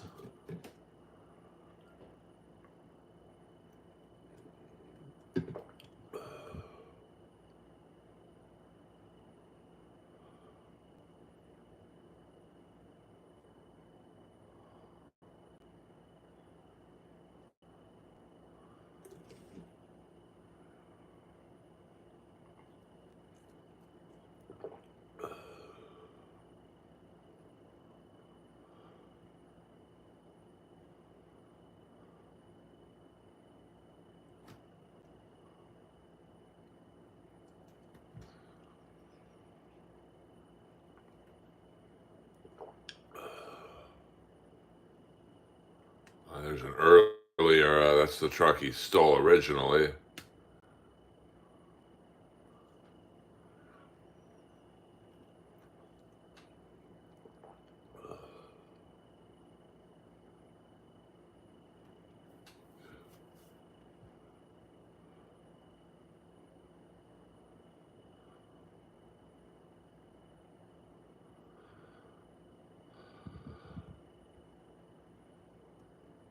Yeah, she was hot. The blonde with that short-haired, like Bob kind of haircut. And no, I don't mean Bob Levy. Hello.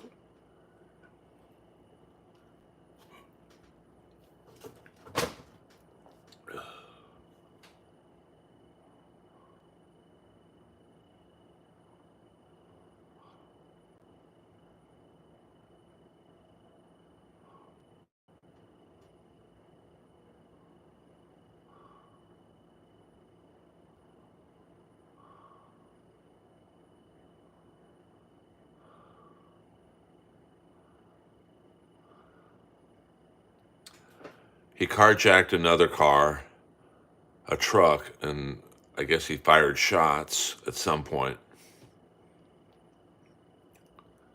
Marky Post, Randy Oates, a lot of those girls, Heather Thomas.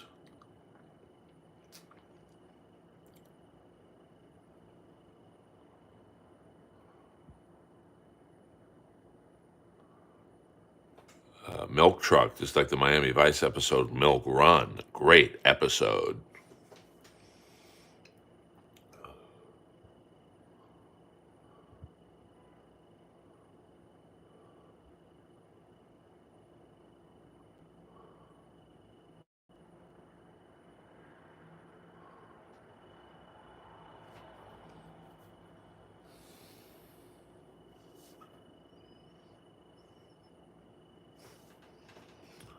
See, on side streets now, this could get good.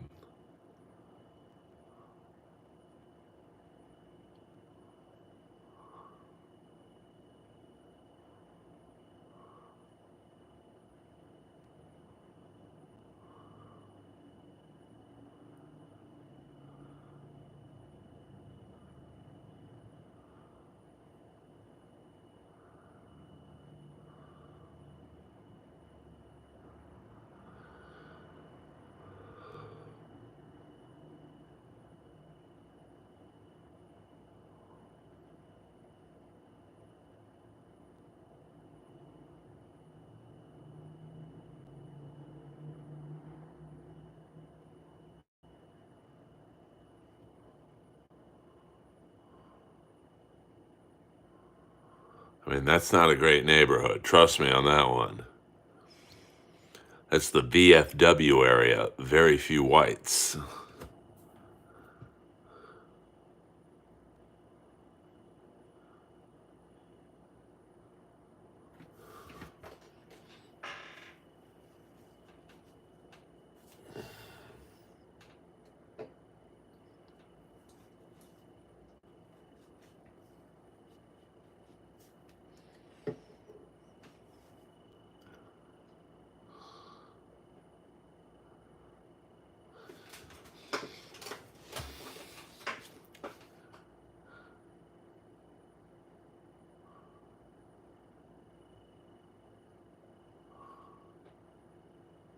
Show some discipline.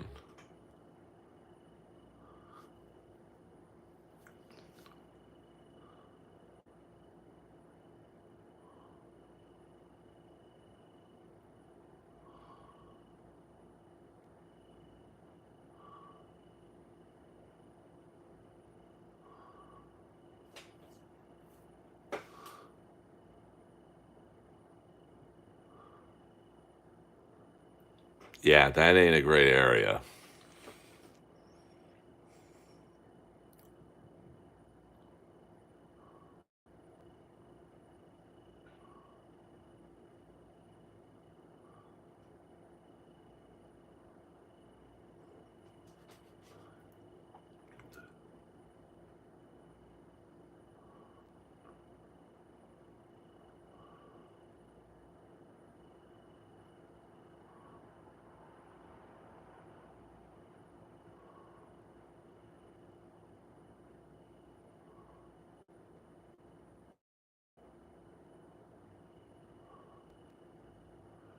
How could you lose the semi on a city street?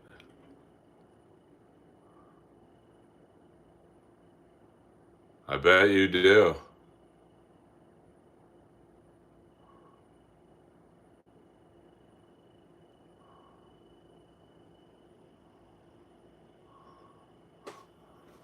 Oh, what's going on here? Looks like just came out this other side, so we see the CHP units there, so we'll find the vehicle here in just a second. Eliana, I had you in my head. I was thinking, you always say it's better to be on the freeway and not on these side streets because it gets so dangerous. And we did see people out walking around, and I just have to wonder what they think with the semi going by them. Yeah, absolutely, and it really does make things more dangerous. So I'm hearing is southbound here, Figueroa, which of course parallels the 110 freeway. And when it is on surface streets, it does become more dangerous just because you have cross traffic, you have pedestrians. So chase that was already dangerous, just being on the freeway becomes increasingly dangerous when you exit on a surface street. Figueroa and 7th right now is what we're hearing. Eliana, what do you make of this? Usually when people get off and they either are trying to go home, or they go someplace they know, they're trying to hide. But this is not. Yeah, I mean, they're not going to fuck around with this guy since there's been gunshot fire.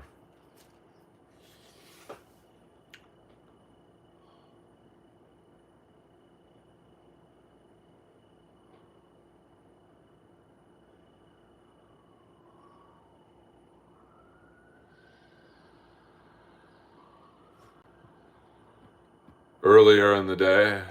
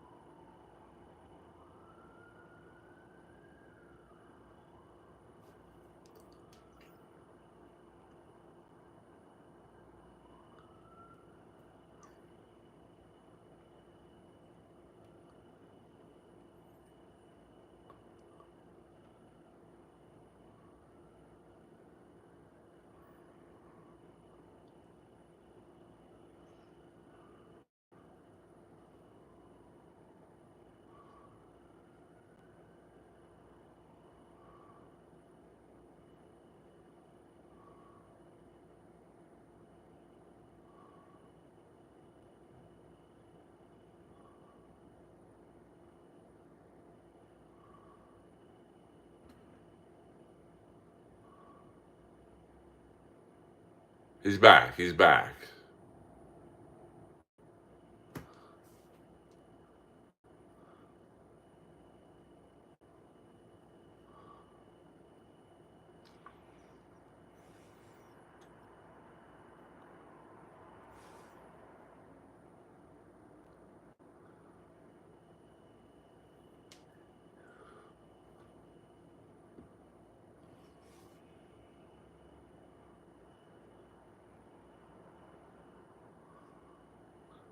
Thank you, Tim H. Thank you.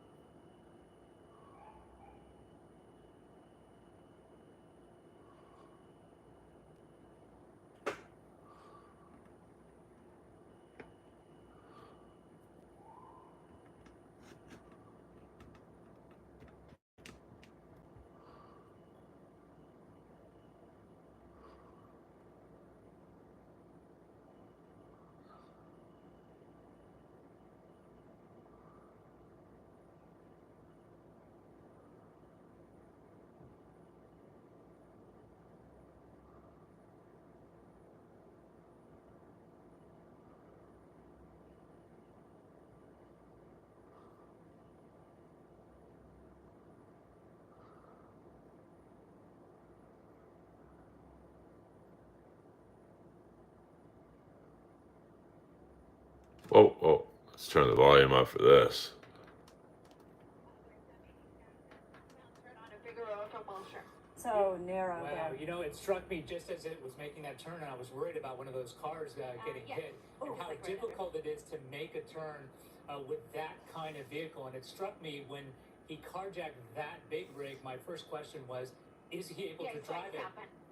Because those things are not easy to drive. And I'm surprised so far. Those downtown streets are not wide streets. There's not a lot of room to maneuver, and it takes some skill to drive a vehicle like that. Yeah, they're not very wide streets, and a lot of them are one-way streets. And if you don't know your way around well enough here in downtown, you'll end up on a wrong-way street. And so he already did that at a couple of times here, making his way through downtown Los Angeles. But continuing on Figueroa, and of course Figueroa is the major street here that runs adjacent to the 110 freeway. It's where you have all of these major landmarks like the Crypto.com Marina, which we're just passing by. We of course have the convention center just south of that. So if he continues in this general direction, it will get him down to the 10 freeway. He can get back on the freeway there. Now, I don't know why he ever got off the freeway to begin with, but he was on that 10 freeway. That's where he exited, but he may be trying to work his way back to the highway. It's so crazy. This all started in Lancaster. You picked it up at what time, Ileana? We picked it up. It was around, it was around like 10 o'clock at that point, just a little bit after 10 or so. And we heard it coming down the 14 out of Lancaster. Originally, it was like. Hey, let's get to 50 people in here, man. This could be my new shtick. Just covering car chases. Well, I mean, he's still armed.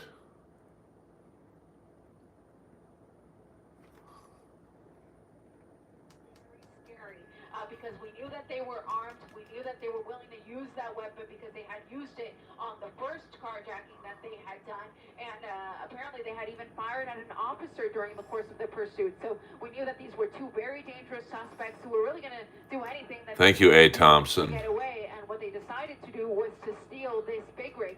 Thankfully, there's nothing in the back of the big rig, but still a really scary situation. I know that these Nightcrawler. guys, nothing to lose at this point, are driving a very dangerous vehicle. And you witnessed, Eliana, It's a milk truck. Moments when one of the suspects, at least one of the suspects, confronted the driver, or maybe more than one driver of a big rig, and that driver wisely decided to withdraw and not try to stay in his truck. I remember you were right over there when the driver was scared away by the suspects. Yeah. Yeah. He initially initially tried to carjack a small little white vehicle. Thankfully, that person had his or her windows and doors closed, so Oh, they weren't able to get access to the car. So they moved on. They moved on to another big rig, but that big rig driver just bolted out of there, wanted nothing to do with it. But this guy, or the original driver of this big rig, it was a little bit of a different situation for him because the suspects crashed into him with that original stolen Ford pickup truck. So that was really their ruse to get into the cab of the vehicle, pull the driver out, and then take the car. Now, at that point, we don't know if they were still armed because there was a gun recovered from the Ford truck. But what we don't know is, did they only have that one gun, or is there still a gun on board of this vehicle? Because, again, there's two people inside of the cab of this big rig. Okay, so that is how the CHP has to proceed, not knowing they have to consider that they are armed and dangerous right now, and they are continuing to be dangerous just driving on these streets. I just cannot believe they got off the freeway and they're continuing to try to maneuver through these streets and make those teeny. I mean, anything's possible. Barely getting by. You have to wonder what they're thinking right now, what the plan is. And making that decision to continue fleeing in downtown Los Angeles and kind of making a circle, basically, what they did right now, because they kind of had open space and free southbound journey toward the 405, eventually toward Orange County, but instead they got off the 110 freeway, went into South Los Angeles, doubled back, and went northbound into downtown Los Angeles by the Civic Center, and then went southbound again toward Crypto.com Arena, toward the Convention Center, is now going southbound again, choosing look at this. now trying to get on the freeway again, it appears, in the opposite direction, and again increasing the danger for everybody involved. And it's actually how we picked it up earlier. They were going in the opposite direction when they were in the other vehicle. So, this just ramps up the danger right now.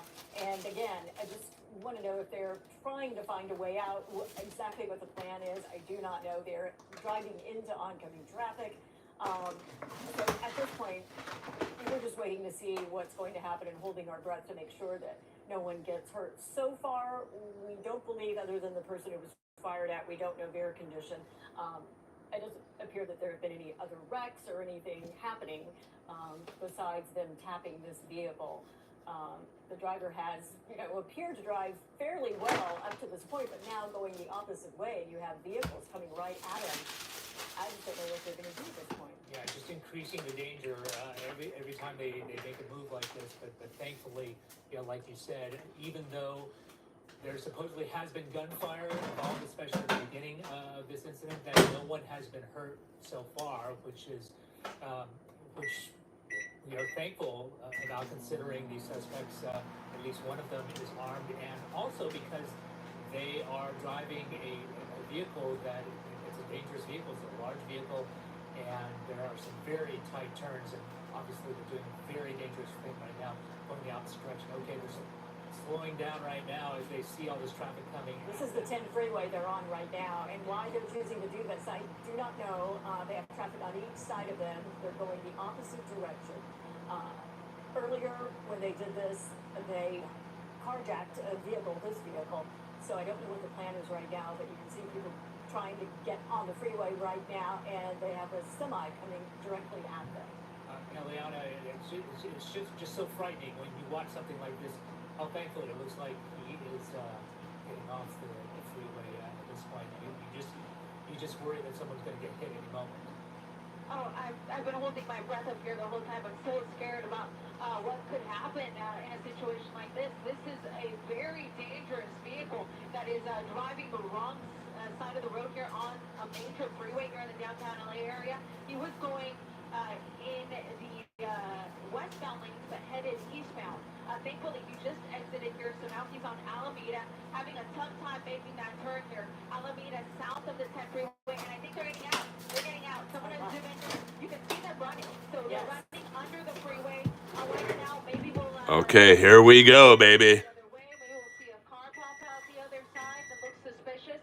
But again, this is Alameda on the 10 freeway. We just saw them bail out of that vehicle, and CHP is here. So they're going to start swarming the area, setting up a perimeter to try to take these two into custody. We saw them once when they carjacked the big rig, so we could see that they were both men. But of course, they could have changed their clothing between now and then. But again, two men are what they're looking for here. Alameda, just under the 10 freeway. And Ileana, you were right on the plan. CHP couldn't follow them going the wrong way, but you mentioned CHP was setting up all over the area so they would be prepared and they would be ready to swarm in if, in fact, they did bail out of the truck. And that seems to be exactly what has happened in this area right now. Yeah, and you see that CHP is here. They have their guns drawn, and they are pointed toward the underpass here. So the suspects may be under there. Of course, be very careful because there's a possibility that the suspects may be still armed as well. We know they've used that weapon before. But you see what look like CHP cruisers as well as some innocent bystanders here that now got stuck here in the commotion here again. Alameda just south of the 10 freeway. Yeah, CHP on all sides right now. Vehicles parked. They were running there at one point. Looked like they had something in their sights. But again, we're dealing with two suspects now who may be armed, who have already carjacked two people. So it is a dangerous situation for authorities as they try to bring this to an end. But now that semi at least is parked there on the streets, and right now what they're trying to do is just round up the two suspects who started this all around 10 o'clock in Lancaster, if you can imagine that. Yeah, and steadily going southbound since then, but then making a turn and going now northbound after they hit South LA and kind of making a loop around downtown Los Angeles before getting onto the 10 freeway in the opposite going eastbound on the westbound lanes, and then thankfully getting off of the. And it looked like, Kathy, that they finally found a turn that they could not navigate. Either they chose to just go on foot at that point, or they realized they could not make that turn right under the 10 freeway and got out. And the extra danger, as you mentioned, we know that there at least is one gun and one shot fired, according to authorities, at the beginning of this incident. So one suspect may be armed, maybe two are armed, and this changes the nature now of the foot pursuit, because most of the time when these chases end, these suspects or suspect that runs is not armed, and we've seen police pursue people who are basically trying to run away from them, and being possibly armed adds this element of danger and risk in which law enforcement has to take into account and watch out for the residents in the area, because who knows what kind of situation that people who are living in the area at home. So if you live in that area and you are watching this right now, it is a good idea to stay inside, keep your doors locked, and stay away from the situation, because you are dealing with one, possibly two armed suspects who are running away from police. And I think they hijacked a third car. Law enforcement that they are willing to shoot. All right, let's check in with Ileana if we have her right now to see if it's what's going on and if we're following this truck, because we believe they took another truck. Hey there, Kathy. So what we couldn't see under the overpass is that they may have gotten into this vehicle. Of course, we couldn't see it, so I can't testify to exactly what transpired under the 10 freeway there, but we're being told that they got into this white truck, and you can see the airship is on them. They're opening their doors. It looks like at least one person jumping out. Yeah, it looks like I don't know. whoever was in the back just got in the front. Ah, okay. So, it sounds like this is what they did, that they got into this truck because just of the way they're driving and acting. But is anyone behind them at this point? Yeah, so at this point, no one behind them. All of the CHP cruisers were with the big rig over by the 101 freeway in Alameda. So at some point, it appears that the airship was able to track the people getting into this vehicle. Apparently, the vehicle just took off at about 100 miles an hour, so that's what made it suspicious. And they located it in the Boyle Heights area near 4th and St. Louis.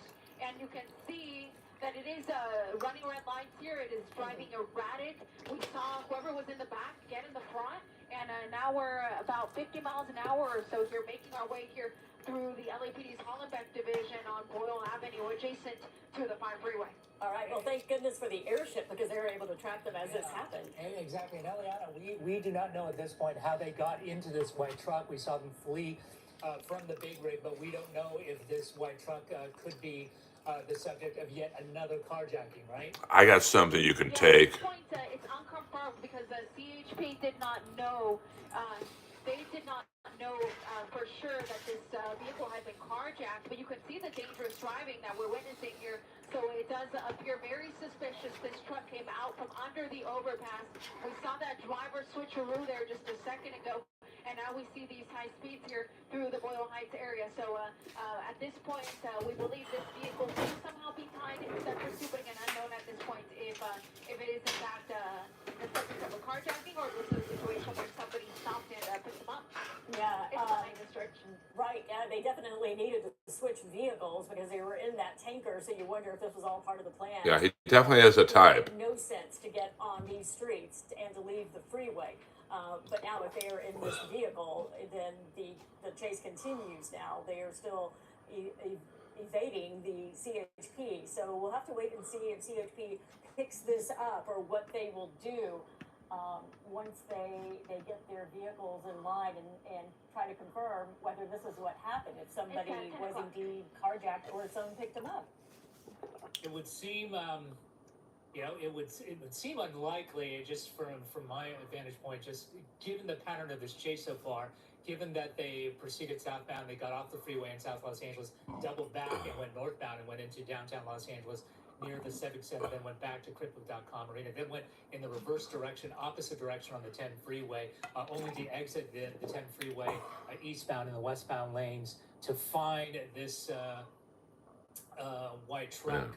That's a shitty neighborhood. Whoa. Meet them or provide them a vehicle, but it would seem unlikely that somehow this vehicle belongs to them and they knew where to go to find it, given the unusual direction Right. they went during the pursuit to actually get to the point where they jumped into this white car. And again, they just made a U-turn. We don't know why. We do not see the police units, the law enforcement units in pursuit at this point, but this chase has lasted well over an hour at this point. Yeah, at least the airship is up above. They are continuing to follow, and now we're seeing it turn once again, going the opposite direction. Got to be a female driver, Asian too, I would guess. That would be my profile. And see what they do. We don't even have confirmation that these are the suspects, but it certainly is a suspicious vehicle. And I think, just common sense tells you that probably that is what we're watching right now. Yeah, and the driving or the direction of these suspects has gotten, assuming these are the suspects, okay, now this seems like the third or fourth time they have flipped around. So if it is the same suspects that have fled, this pursuit started with a straight line, basically, coming from the Antelope Valley down the 14, down the 5, down the 170, down the 101, down the 110, and onto side streets opposite way on the freeway. And now Hit the like and subscribe button, please. is taking this road and keeps flipping around and going the opposite direction. Now seems to be continuing in one direction at this point, but assuming again, Michael, we don't do that racial humor in here.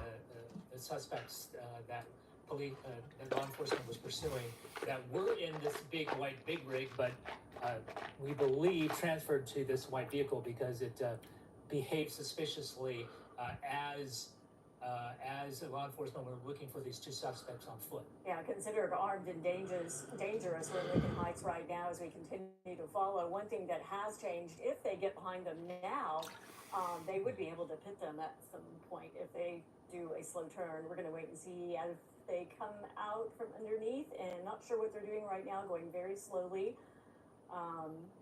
Okay. Now we have CHP behind them. Yes, we do. So this, as Eliana mentioned, this makes it. It looks like This one could of the be a units pit. is making a move right now. A CHP unit. It's like a cat and mouse right now with this driver just almost toying with CHP, doing circles, going one way, looping around now very slowly. I would wait and see if they take off. We've seen them before get out, open the doors, sort of playing, and get back in the vehicle and take off, but we'll see. Extra caution on behalf on behalf of law enforcement because of how this chase started, because they say at least one shot was fired at the beginning of the pursuit. They believe at least one of the suspect may still be armed. Yeah, I think they did take off in the black car. Approach the suspect and protect the safety of the community. And That black car took off real fast. Eliana Marino over the scene there. Eliana, what's going on? Hey guys, there have been so many vehicles that have been part of this pursuit. I can't even keep them straight anymore. But this truck, what we heard from the police helicopter overhead, was that it was in fact carjacked when we ditched the semi. And now what apparently happened is right when we got to the freeway underpass again, they ditched it. So the vehicle right now appears to be empty. It basically slow rolled and crashed into a parked car. So at this point, CHP does not think that there's anyone in the vehicle. They, of course, have to clear it to verify that no one is inside. But they believe that under the overpass just about a minute ago or so, there was another car, either something that was set up for them or carjacking took place. Possibly a dark-colored sedan is what I'm hearing. So they may have gone into yet another vehicle. We'll wait till we can figure out a general direction on that. For now, we'll watch this one as CHP tries to clear. But again, at this point, we believe that this vehicle here off of Myers Street and Aliso in the downtown area is now abandoned. Incredible. So that is perhaps why they were circling around. Maybe they took off in a black car. We don't know at this point. This is the most confusing pursuit I have seen. Ileana, you're so correct. Many vehicles involved here, and I cannot believe that slow rolled into the other vehicle, came to a stop, and now CHP is investigating an empty truck while the suspects have taken off in some sedan. Yeah, and given the way the officers are behaving right now and the way they're standing around and the way they're not pointing any guns, they appear not to be facing any danger. And given the fact that this is apparently an empty vehicle and that the suspects possibly moved into another vehicle, a dark sedan, and yet Probably Hulk Hogan. Transferred to this vehicle, which was made kind of obvious because of the high speed it was moving, and maybe because it was an area where they could be spotted more easily. Somehow we are not tracking a dark-colored sedan or any other vehicle right now, nor do we know that police are. So it is possible that the suspects made some sort of getaway in another vehicle, at least according to what we're tracking right now, unless there is another pursuit going on of yet another vehicle that the suspects transferred into that we don't know about. We just know that there's no stop on this particular vehicle that is empty of the suspects that they've been pursuing since about an hour ago from the Antelope Valley. Yeah, we can wait and see if perhaps the airship was over the dark sedan, or talk to Ileana and see if any of the CHP officers were able to get a tail on that dark sedan. Oh, yeah, they're definitely, if they get caught, it's at least 30 years. All the laws they've broken, especially with the gun shit. Where that vehicle may have gone. So they are searching the general area. You're going to see CHP cruisers pretty much everywhere here throughout this area as they try to locate yet that other vehicle that is now part of this multi-vehicle pursuit. I know you'll let us know if you hear anything about them spotting that, but right now all they're doing right now is clearing that white vehicle. You have to wonder who was in that and what happened there, but obviously maybe they're still armed at this point, and that's why they're able to do this. And given what's transpired in this pursuit, these suspects seem especially devious and shrewd in one way, if they were indeed able to continually continually carjack people to the point of possible Downtown LA right now, but it started in Lancaster. Law enforcement could still be tracking them, the CHP still could be tracking them, but right now what we are watching is the end of what we believe is the third vehicle coming to a stop. The third vehicle that the suspects got in, but when that vehicle came to a stop, it was empty of those suspects. So at this point, the belief is that the suspects either carjacked or somehow transferred to another vehicle that may have gotten away at this point. And after a journey for several miles, being pursued several miles in that white. I never saw him. Which we saw also maneuver among the streets of downtown Los Angeles and make several difficult turns. And something that I noted in my mind when they got into that vehicle, does that guy know how to drive? Because it takes some skill to drive those big rigs too, and they had managed to maneuver it successfully for several miles, going in the opposite direction on the freeway without hitting anyone that we saw. And so far, thankfully, given the reckless behavior and the dangerous behavior of these suspects, no one that we know of has been hurt so far. Well, I was thinking the same thing that you were thinking, and that is, how are they going to drive this, and what does it mean to people who are in traffic, people who don't know really what's going on, that there are armed suspects in a tanker truck, a semi, driving down the road. They have no idea that's what's passing them, and in some cases, they had no idea that was what was coming straight at them when the driver was driving that semi in the wrong direction before they ditched it yet again. It has just been a crazy night of following this, the switching of vehicles. And you're right, you know, I hate to say that they've been shrewd, but they were able to get the driver, they've been able to maneuver, let's put it that way. They were able to get the driver of the big rig out of his truck. So they threatened him enough to get him out and get him on the freeway. He was actually on the side of the road, out of his truck, and they took off. They were confident enough to drive the truck. And then they made all these changes. So they've definitely been able to get around here tonight.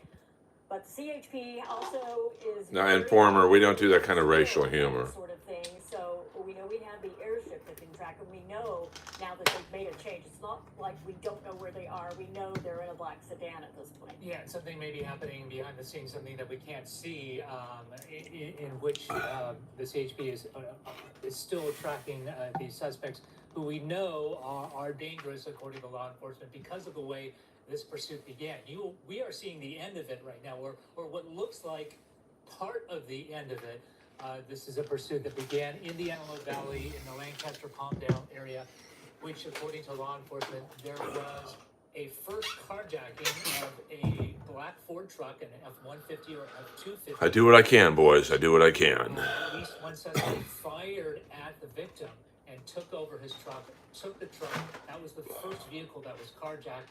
And then at one point, as you talked about, Kathy, those suspects transferred, tried to take another vehicle, and then wound up in the large big rig, which traveled down the 5 freeway. It's not really anticlimactic. They've escaped. The 110 freeway, then kind of made the zigzag journey around the streets of downtown Los Angeles, and then wound up on one road in South Los Angeles and made strange kind of U-turns. At least it looked strange to us, where it stayed on one road and kept turning around, going the opposite direction, eventually winding up here.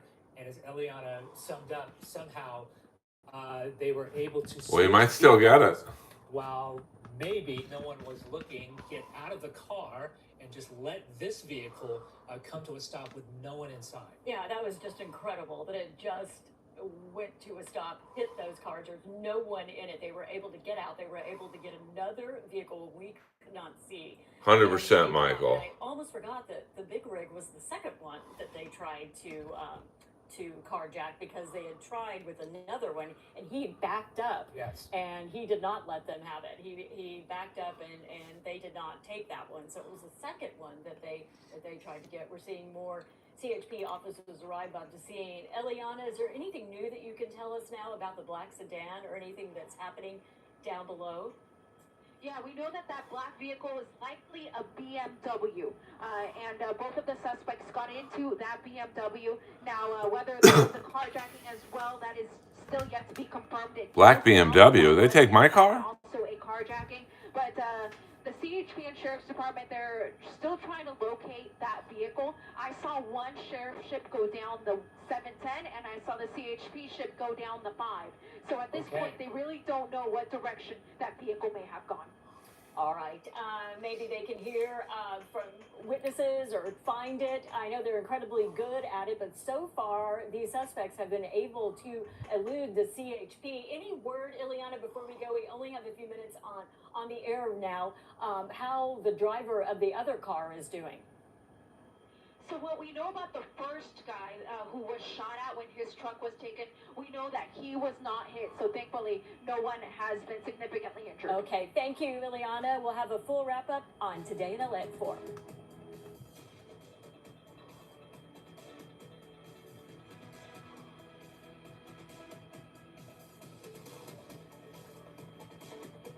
Well, I guess there goes the coverage. Thanks, guys.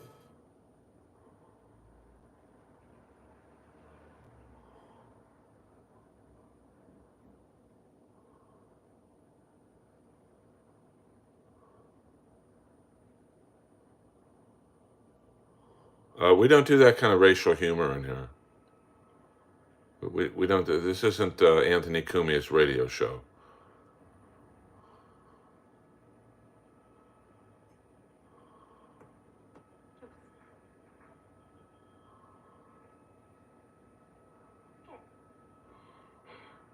Wow, what a crazy pursuit, guys. Thank you for watching along with us. It was a really lengthy one, and I mean, I was at the edge of my seat the entire time. From what we were able to count, these suspects probably took about 4 vehicles during the course of this pursuit, and they're still on the run, likely in a black BMW. At this point, it's unknown where they may be. CHP is still looking for them. They're going to continue to look for these guys. They were highly dangerous. Used a weapon during the pursuit. Thankfully, it doesn't sound like anyone was actually struck, but you saw them take car after car here during this crazy chase here. We're going to depart for now, though, and again, this is the last vehicle we were able to watch them take, but there is another black vehicle somewhere out there still with these two carjacking, shooting suspects inside. So we will see if the CHP is able to find them overnight, and we of course will have an update for you tomorrow on Today in LA. Again, from News Chopper 4, I'm Alina Marino alongside my colleague George Marcino. Thank you very much for watching. Have a very good night. Buenas noches una vez más desde el helicóptero. Yo soy Diana Moreno reportando sobre el final de esta persecución policíaca donde vimos que 2 sospechosos robaron aproximadamente 4 vehículos y todavía siguen huyendo de la patrulla. What up, Freedom Canada? En un vehículo negro, posiblemente un BMW. Al momento se desconoce dónde puedan estar estos 2 hombres armados, pero la patrulla de caminos de California seguirá buscándolos. Please hit the like and subscribe button. This has been an all-time stream. Come on, man.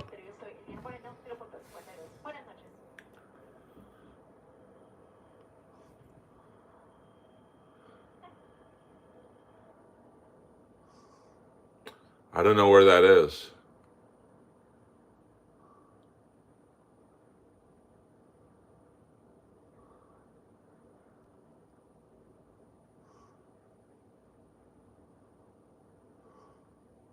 Yeah, breaking Earl news. Well, there you go.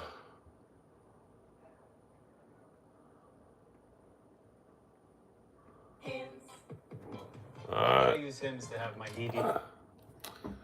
Well, guys, never say never. Wings models, never say never.